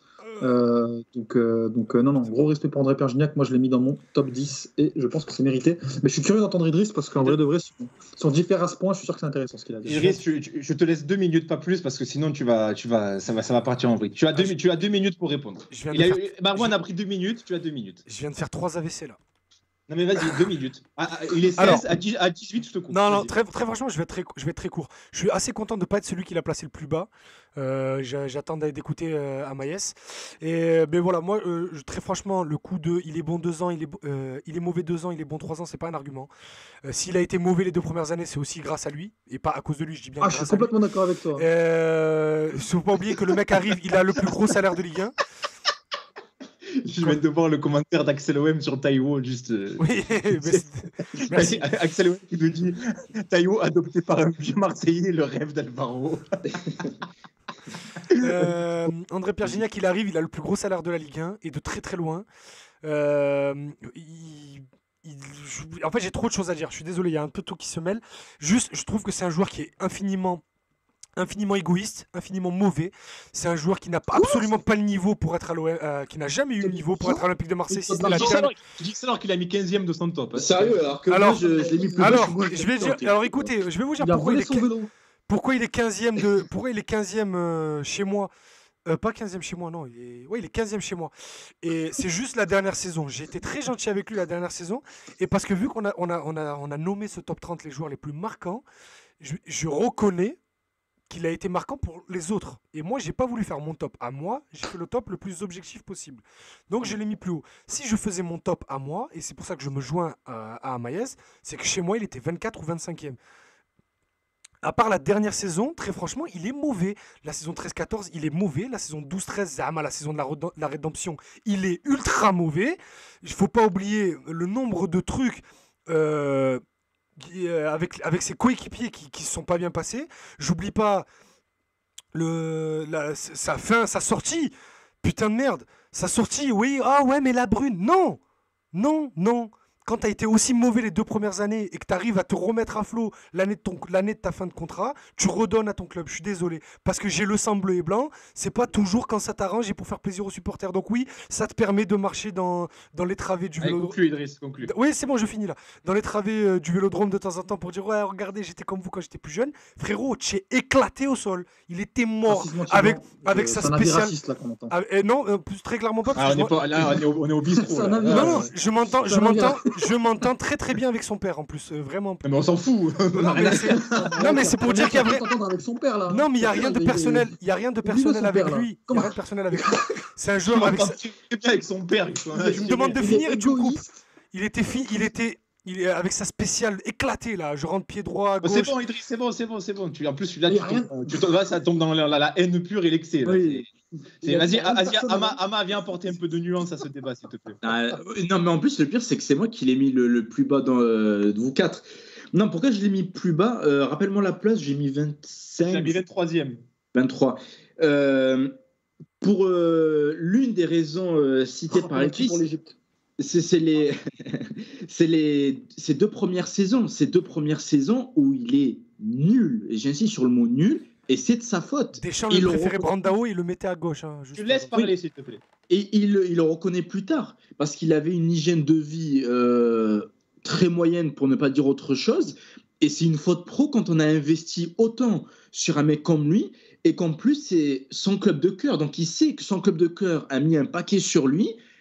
Et au final, il s'est dit, ouais, je vais peut-être pas faire tous les efforts, je vais être un peu grassouillé et tout. Et le stade l'avait pris en grippe à juste titre. Maintenant, je l'ai mis dans mon top 30 parce que je suis pas fou. Les 2 dernières saisons, il est très bon. Et il a même fait des matchs que je n'attendais pas forcément de sa part au vu de son début de carrière avec l'OM. Il y a franchement des gros matchs qu'il fait avec l'OM. Non, je suis désolé, attends 2 secondes. Arrêtez de dire les 2 dernières saisons. Hein. La saison 13-14, il est éclaté. Non, il n'est pas éclaté. Il est éclaté. Ne me sortez pas les 15 buts en 38 matchs, je m'en fous. C'est faux ce que tu dis. Mais non, c'est pas faux. C'est faux. Si. À la limite, je te d'accord peut-être la saison où il met 13 buts avec Bob, si je dis pas de bêtises. Mais sinon, non, les 2 autres, il est très bon. Arrête, mais arrêtez, il est mauvais.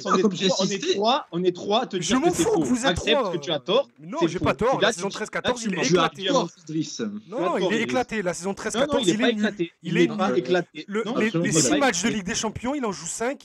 Le seul qui joue pas, c'est le contre Dortmund. Il est nul. Voilà, point barre. C'est pas vrai. C'est ton avis, mais c'est pas vrai. C'est factuellement faux, tout à fait. Merci, Ama. Et bref, donc pour ponctuer ma démonstration sur Gignac, mine de rien, même si voilà, donc c'est ce point noir que je souligne, mine de rien, il avait quand même ce côté attachant à l'époque quand je suivais les conférences de presse et les entraînements de l'OM pour la Provence. À un moment donné, il avait hérité du prix Citran de la part des médias, justement parce qu'il était un peu récalcitrant au moment de faire les conférences de presse et tout. Et au lieu de mal le prendre et tout, tu vois, la fois d'après, il est venu, il a offert une citronnade à tous les journalistes sur place. Donc, tu vois, c'était un petit trait d'humour. Bon, tu voyais qu'il avait un peu la haine, on va pas se mentir. Mais mine de rien, il n'était pas obligé de faire ça. Donc, j'en garde un bon souvenir, mais je l'ai mis un peu plus bas par rapport à son départ, qui a été très mauvais et qui est de sa faute, tout simplement. Moi, je conclurai juste en disant qu'il a marqué, contrairement à ce que tu dis, Idriss, dans des grands matchs. C'était le seul joueur à avoir mis 2 doublés contre Paris lors de ces dernières années. Donc rien que pour ça, il mérite sa place totalement. Une défaite et un match nul, bravo. Et son passage, et il faut reconnaître aussi que son passage est peut-être un peu magnifié parce qu'il fait ensuite au Tigres où tout le monde dit regardez, c'est génial et tout. C'est aussi super, c'est le Real Madrid. C'est magnifié.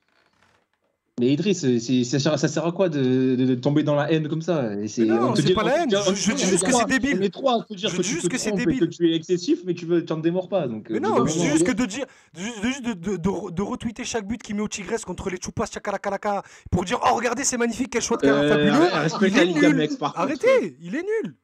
Arrêtez. C'est pas vrai. C'est pas vrai. C'est pas vrai.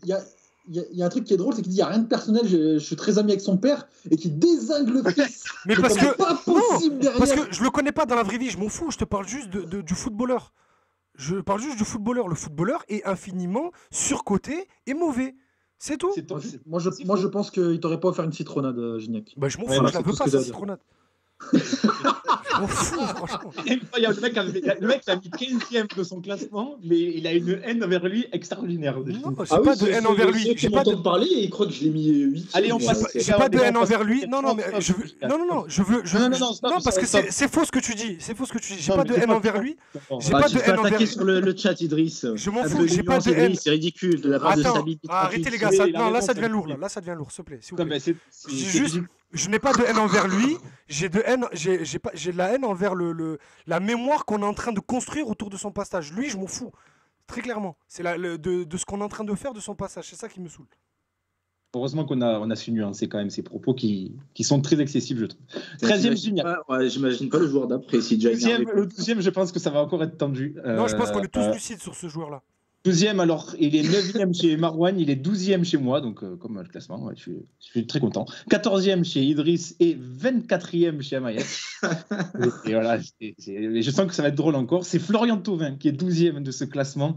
Tiens, Ama, tu sais, c'est toi qui l'as mis le plus bas, vas-y, je te laisse lancer le débat. Thauvin, c'est un peu je vais avoir le même argumentaire que pour Gignac.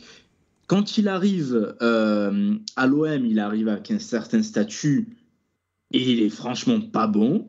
S'il part à Newcastle, c'est pour une raison. Il revient à l'OM parce que à Newcastle, ça a été un flop monumental. Pire recrue de l'histoire. Oui. D'ailleurs, en plus, il arrivait en smoking et tout là-bas. C'était drôle, il se faisait désinguer pour ça. Mais bref, ça, c'est une parenthèse. On n'est pas là pour parler de Newcastle.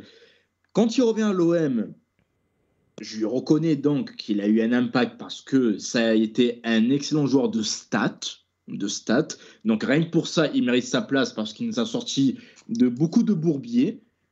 Mais ça n'a jamais cliqué avec lui. Pour moi, personnellement, mine de rien, certains vont fustiller ce que je vais dire, mais il a rarement été là lors des gros matchs. Ce n'est pas... Jamais.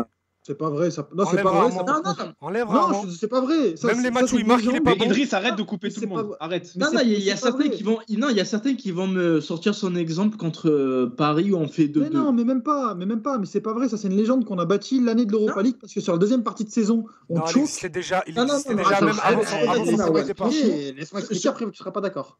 Sur Et toute sa globalité, lors des gros matchs, il est très rarement présent et je pèse mes mots. Et mine de rien... Attends, Ouais. juste, j'avais pas terminé. Vas-y.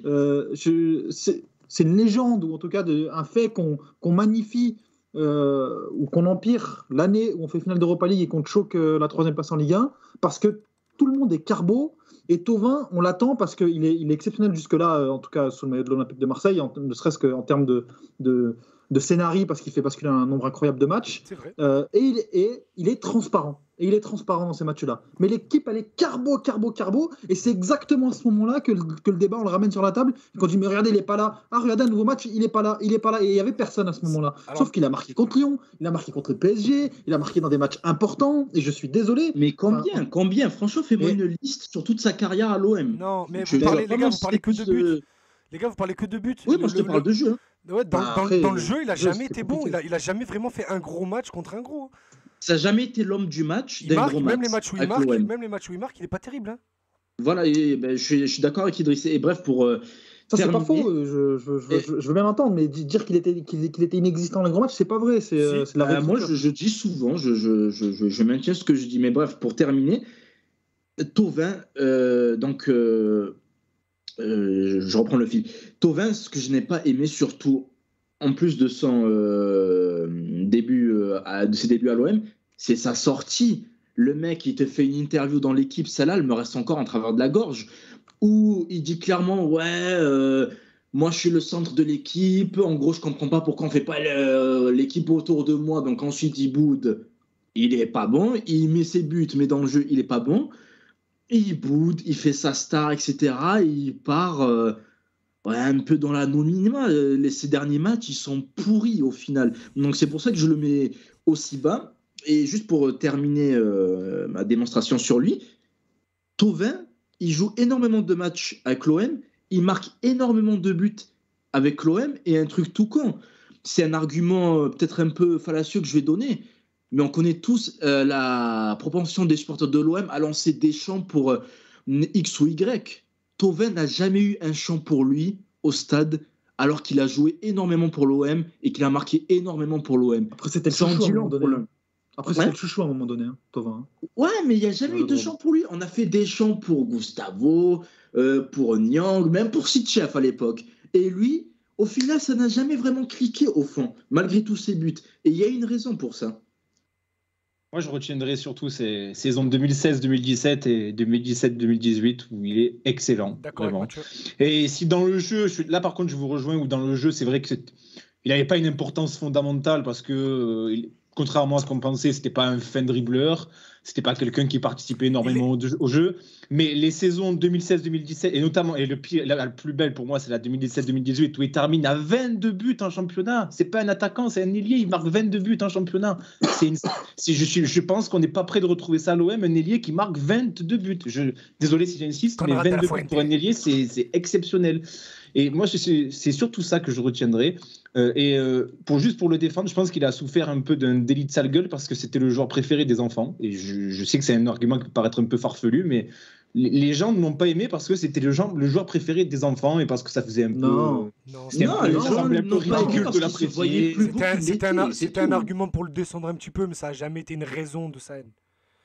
Écoutez, combien de fois sur Twitter, des gens disaient mais il y a que les mecs de 12-13 ans qui l'apprécient et tous les gens. Il y avait des gens qui vraiment lui reprochaient ça, alors que c'est pas un reproche que tu fais, c'est juste un argument que tu fais pour le clasher un peu, le piquer un peu. Mais c'est donc c'est un argument un peu merdique. Oui, mais c'est pas une raison qui fait que tu l'aimes pas. C'est juste un truc. Pour vous donner une anecdote. Pour qui, oui. Vas-y, Marwan. Vas-y. Pour vous donner une anecdote sur moi, ce qui a fait qu'il m'a agacé au final, c'est que quand je travaillais au club. Il y a saison dégueulasse de sous Garcia, la saison de son départ, il me semble, ou celle d'après, peu importe. Il sort une conférence de presse, la fameuse conférence de presse où il parle de son salaire. J'ai baissé mon salaire pour revenir ici, tout ça. Donc il fait le grand seigneur. Donc moi j'étais derrière, et donc je devais l'interviewer pour Viber derrière. Et donc il arrive, donc avec Elodie Malatré, l'attaché de presse. Il fait ouais. Oui, chef de presse, responsable communication de Marseille, peu importe. C'est pas important. Et il arrive, déjà, le maître qui dit viens là, mon fils, tu nous as mis bien et tout ça. Et là, Thauvin qui dit ah ouais, je vous ai bien régalé, hein, là, je vous ai mis bien, machin et tout. Hein. Et là, tu vois, moi, quand je l'ai regardé, je me suis dit, en fait, il se croit où? Genre, en fait, il pense qu'il fait quoi, à qui? Et surtout, en fait, moi, j'ai jamais aimé, et pour moi, cette anecdote-là l'illustre, c'est cette contenance que ce gars se donne, alors qu'en termes de talent, je pense que lui-même sait d'où il vient et qu'il l'a oublié. Merci. Que dans le jeu, c'était pas incroyable, mais qu'on peut pas nier, en fait, quand un mec qui met 22 buts, tu peux pas dire qu'il a aucune influence sur l'Olympique de Marseille, c'est pas possible. Exactement. Tu peux pas mettre 22 buts et avoir on aucune n'a jamais influence, dit tu ça, vois. par contre. Non, bien sûr, non, mais je dis pas que vous l'avez dit, je parle en général. Et que pour le coup, moi, je trouve que ce mec-là, il s'est oublié parce qu'à la fin, il jouait arrêté. Il jouait arrêté comme si, en fait, il avait le talent d'élimination de Neymar, alors que ça n'a jamais été le cas. Et ce qui a fait sa grande force, notamment, c'était à Bastia, c'était des grandes courses, des grandes chevauchées, et à la fin, c'était conclu par un peu un but à l'arrache et parfois quelques éliminations. Et tout ça, il l'a perdu. Il a perdu cette spontanéité qui faisait sa force parce qu'il se prenait pour un fourré classé. Ce qu'il n'a jamais été et ce qu'il ne sera jamais. Alors, très court, rapidement, s'il te plaît. Oui, parce que j'ai fait long sur les autres. Très court pour Thauvin. Moi, je l'ai mis assez bas. Comme le dit Merwan, j'ai toujours détesté cette façon de vouloir tourner à la narration de son côté, de dire j'ai fait un effort pour revenir à l'OM. C'est plus l'OM qui a fait un effort pour te faire revenir parce que tu étais dans un bourbier à nous Cassiol qu'autre chose. Et deuxièmement, si quand même il est plutôt haut, parce qu'au final, moi je l'ai mis 14e et il est 12e dans notre top à nous, c'est que on va le prendre pour ce qu'il est simplement, c'est-à-dire un joueur de statistiques. Parce qu'un joueur qui reste 7 ans au club, qui a ces stats-là et qui est 12e de ce classement, c'est qu'il y a un problème quelque part. C'est la sortie aussi. Et en une phrase, pardon Mathieu, c'est que je pense que si ce top on le fait dans 10 ans, on le met peut-être plus haut. Toi. Non, ça je suis d'accord. Je suis peut-être d'accord avec vous. Et je conclurai en disant que pour réagir au débat que vous aviez avec Amaya sur son apport dans les grands matchs, je pense que la vérité se situe un peu entre vous deux. C'est-à-dire que je trouve qu'on a comme toi, Merwan, je suis assez d'accord, je trouve qu'on force un peu le trait sur ça parce qu'il a quand même mis des buts dans des grands matchs. Mais bon, globalement, c'est vrai qu'il a quand même souvent déçu dans ses matchs. Mais je trouve que c'est un reproche un peu facile parce qu'il a quand même mis quelques buts et dire qu'il a jamais été décisif dans les grands matchs, c'est faux. Mais tu vois, non, mais tu confonds deux choses, Mathieu. Désolé, mais tu confonds être bon et être décisif. Le truc, c'est c'est exactement ce que je viens de dire. Alors là, c'est Mais non, exactement parce que, non, parce que tu commences. Il a été déçu, mais il a été décisif. C'est exactement Quand t'es décisif, t'es bon, je suis désolé. Hein, Non, mais parce que tu commences ton truc en disant on lui reproche de pas être bon dans les grands matchs, et après tu finis en disant il a quand même été décisif. Il a été quand t'es décisif décisif, avec t'es les bon, matchs, excuse-moi. il a globalement déçu dans ses matchs. C'est exactement ce que je viens de dire. Bon, c'est pas grave. Et tu peux pas lui enlever les. Ah, Non, mais j'ai peu peut-être importe, mal peu compris, importe. c'est pas grave. Peu importe. Bon, peu importe, c'est pas grave. Donc, Florian Thauvin, 12e. Les gars, rapidement, on fait le 11e. Alors, je pense qu'il aurait mérité peut-être un petit peu plus qu'on s'attarde sur lui, mais bon, on a quand même 1h30 d'émission, là, donc on va essayer de faire rapidement. Le 11e, alors moi, je l'ai mis 9e, c'est moi qui l'ai mis le plus haut, donc je suis assez content. Il est 13e chez Merwan et chez Amaïs, et il est 17e chez Idriss. C'est Lorixana. D'ailleurs, je suis surpris que tu l'aies mis que 17e, Idriss, Lorixana. Je m'attendais à ce qu'il soit plus haut chez toi. Vas-y, commence Mathieu, du coup, vu que tu l'as mis. Du coup, moi, je vais commencer sur Sana. Mais pour moi, c'est un peu le joueur qui incarne l'OM sur ces dernières années. Capitaine, combativité, esprit collectif. Alors, le talent technique, on est tous d'accord pour dire que c'était pas sa qualité principale. C'était même un défaut. C'était même un défaut, exactement. C'est d'ailleurs pour ça qu'il quitte l'OM, parce que Deschamps veut apporter de la qualité technique au milieu. Mais il s'est fondu dans le collectif et dans le club, alors qu'il lui arrive directement du PSG. Si je dis pas de bêtises, c'est le dernier transfert direct entre les deux clubs. Si je dis pas de conneries, corrigez-moi les gars. Ah non, il y a Mbami. Il y a Mbami l'année arrivant. d'après. Il y a Mbami, exactement. Il y a Mbami juste l'année d'après. Et en termes de. Je pense que c'est le joueur qui a le plus réussi à l'OM dans l'histoire en revenant du PSG. Alors, à part si tu comptes dans les années 60-70, quand il n'y avait pas l'animosité qu'il y a actuellement. Mais c'est un joueur qui s'est totalement fondu dans les années 80-90, il y en a eu beaucoup qui ont fait la passerelle, mais c'est lui au top. Oui, c'est lui au top. Il s'est tout de suite. D'ailleurs, en plus, ce qui est fort aussi, c'est qu'il arrive du PSG. Et lui, il arrive, et contrairement à Heinze, comme tu le disais, Idriss, lui arrive et il dit non, mais moi je suis formé à Paris, ok, mais j'ai toujours été supporter de l'OM depuis tout petit. Moi, l'OM, c'est mon club, etc. Et alors, justement, je comptais en parler dans ma démonstration, mais juste après, je te laisse reprendre. C'est parce que ça arrive très important un an après Fiorez. Fiorez arrive et nous prend pour des cons. Fiorez, non, encore DU, il a pas dit c'est mon club de cœur, l'OM. Fiorez arrive et dit l'OM, c'est mon club de cœur. Il nous prend pour des cons. Et du coup, on a l'impression que quand Sana dit ça, c'est encore la fiche Bristol de la communication de l'OM qui lui dit de dire ça. Et du coup, on le croit pas. Et puis, il y a ce match-là contre Paris. Déjà, tout le début de saison, il est très bon. Il est très bon. Et puis, il y a ce match contre Paris. Vas-y, je te laisse y aller. Voilà, et finalement, c'est au tout début de son aventure à l'OM, mais quelque part, c'est un peu le fait marquant de son aventure à l'OM. C'est ce but face au PSG. Peut-être rageuse, on l'a tous vu, ce but, on l'a tous en mémoire. En plus, moi, j'en garde un souvenir particulier parce que c'était le jour de mon anniversaire, donc j'étais encore plus heureux. Et la manière dont il célèbre après, on voit la photo là sur le live Twitch. C'était exceptionnel. Et là, après ce match-là, il est définitivement adopté des Marseillais. Moi, j'ai 10 ans. J'ai 10 ans, je vois ce mec arriver, je me dis, vas-y, Fiorez, il m'a pris pour un con l'année dernière, la vie de ma mère, je tombe pas dedans. Ben, je suis tombé dedans. Je suis tombé dedans, les deux pieds décollés. Tu me demandais pourquoi je l'avais mis aussi bas, c'est parce que j'ai fait la bêtise de vouloir faire un top objectif. Mais c'est bien sûr que jamais de la vie, il est censé être derrière Gignac et Thauvin dans mon cœur. Si je vais faire le top de mon cœur, Lorixana, il est même top 5. C'est juste qu'après, voilà, j'ai essayé de représenter à peu près bien les 21 dernières années, donc je l'ai un peu fait descendre. Mais moi, c'est mon capitaine. Je reste. Pour moi, c'est pour ça que le titre de 2010, il a pas la même saveur, la même valeur. C'est tout simplement parce qu'il n'y a pas Lorixana dans l'équipe. Encore une fois, je suis dégoûté qu'il soit parti. Je suis vraiment même, encore une fois, dégoûté qu'il n'ait pas pu avoir son match de retour. Quand il signe à Nantes, il se fait exclure le match d'avant de venir au Vélodrome. J'étais dégoûté parce que tout le monde voulait en plus qu'il puisse revenir et se faire acclamer par tout le stade. Mais voilà, après, c'est Lorixana, l'histoire de Lorixana et les cartons. C'est un joueur qui est infiniment attachant. Tu l'as dit, Mathieu, en fait, j'ai rien à rajouter. C'est le joueur qui représente le mieux cette période-là de 2005 à 2010-11.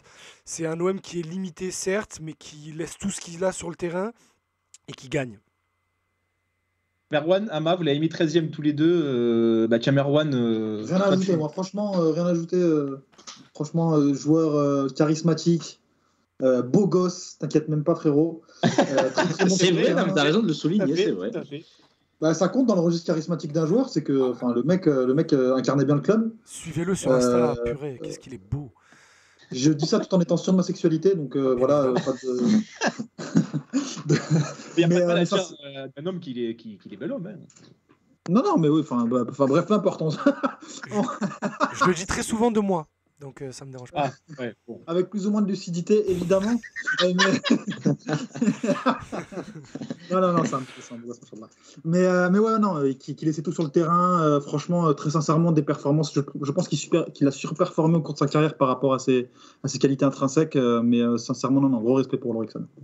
Allez, Arma, je te laisse conclure sur Lorik. Non, vous avez tout dit. Moi, l'image que j'ai en tête de Sana, c'est peut-être pas l'image que vont retenir la majorité des supporters de l'OM. Mais moi, c'est quand il porte Nasri parce qu'il est blessé lors d'un match de prépa, je crois. Eh oui. Et elle était. C'est vrai, ça. Je l'ai cherché toute l'après-midi, cette image, je l'ai pas trouvée. Elle était. Ouais, je sais plus quel match c'était. C'était un match de prépa. Je suis quasiment sûr. C'est un match de prépa. Je crois qu'on joue Bordeaux, on joue un club de Ligue 1 et il y a Nasri qui se blesse et les mecs mettent du temps à venir et Sana le porte pour le sortir. Ouais, tu vois, c'est le capitaine qui prend la jeune pépite de l'OM dans ses bras et tout, qui le porte, le regard. Je l'ai la photo, putain, je l'ai trouvée. Je l'ai aussi, ouais.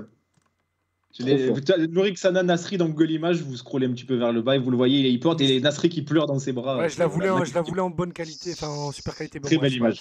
Mais ouais, très belle image. Et juste Ama, juste pour dire un truc, on a beaucoup parlé de caractère dans cette émission. C'était un peu l'émission du caractère avec Jawara, avec Heinze, avec Ayou, avec Taiwo. Lorik Sana, il y avait une faute sur un joueur de l'OM, c'était pas l'arbitre sur lequel il allait courir lui. Lui, il allait pas demander le carton ou quoi que ce soit. Lui, c'était tête baissée, front dans le torse. Non, c'est pour ça que j'ai dit, il incarnait l'OM, il incarnait les valeurs qu'on veut voir à l'OM. Tu savais que tu avais une équipe sur cette équipe là de 2006-2009. T'avais Taiwo, t'avais Sana, t'avais Niang, t'avais Cissé, t'avais Ribéry qui était une sacrée tête de con. T'avais Habib Bey, t'avais Zubar. Tu savais qu'au moindre contact subi par ton équipe, tu savais que le coup, il allait repartir dans l'autre sens. Toujours. Ok, c'était peut-être pas les charcleurs des années 90, là, les Moser, Dimeco, Boli, tout ça. Mais c'était quand même une équipe qui savait marquer son adversaire de son empreinte. Et Lorik Sana en était l'icône. Ce sera le mot de la fin, icône, voilà, c'est très bien. Exactement ce qui représente Sana. Donc 11e de notre top 30 des joueurs les plus marquants du 21e siècle. Donc je rappelle, aujourd'hui, nous avons classé 20e Habib Bey, 19e Djibril Cissé, 18e Souleymane Diawara, 17e Luis Gustavo, 16e Gabriel Heinze, 15e André Ayou, 14e Taiwo, 13e André Pierre Gignac, 12e Florian Thauvin et donc 11e Lorik Sana. Les prochaines émissions, ça sera pour le top 10. Alors, peut-être pas la semaine prochaine, mais je pense qu'on peut prendre date, les gars, pour le lendemain de Canet-Rocheville-OM, où je pense qu'on va pas forcément s'attarder à débriefer ce match. Donc, le lundi 20 ou le mardi 21. Je sais pas ce que vous en pensez, les mecs. On verra peut-être pour le 28, c'est pour la dernière émission de l'année. Ou pour la dernière émission de l'année, exactement, pendant la trêve. Donc, voilà, on terminera ce top 30 avec le top 10, là, où je pense que ça va être pas mal aussi. Là, ça sera un peu moins de caractère, ça sera plus technique. Là, quand on voit les noms, il y a du très lourd. Il y a un mec qui a craché sur un arbitre quand même. Il y a un mec qui a craché sur un arbitre, ouais, c'est vrai. Mais bon, ouais. Mais c'est quand même plus la technique là. Là, c'est vrai qu'on était sur le caractère, là, ça va être la technique, le talent là, sur les noms qu'on vous réserve. Les gars, merci beaucoup. Merci. Alors désolé, on a fait un peu long là, pour ceux qui nous écoutent cette émission, mais bon, on s'est laissé porter par la passion, par nos débats toujours aussi enflammés. Et sachez qu'on s'apprécie quand même si on se crie dessus. Oui. On s'aime quand même, on est des copains. Et je vous invite à réécouter l'émission de l'an dernier où on parle du départ de Thauvin. On en parle un peu plus en longueur là. Pour le coup, il a été un peu noyé dans le top 10. On en parle un peu plus en longueur. Tout à fait. Et bien, voilà. Donc n'hésitez pas d'ailleurs, je le dis à chaque fois, mais à nous mentionner sur Twitter pour réagir. Et d'ailleurs, j'en profite pour passer un petit coucou et remercier tous ceux qui nous ont envoyé des petits screenshots parce que leur rétrospective Spotify attestait de leur fidélité à Passe ton ballon. Et donc on vous remercie beaucoup. N'hésitez pas, comme le dit souvent Idriss, parlez-en autour de vous. Parlez-en autour de vous. C'est important. Vous inquiétez pas, même si c'est vrai que là, pour les 6 premiers mois, on a été un peu. On a souvent pas été là, mais là, on vous prépare du lourd pour l'année 2022.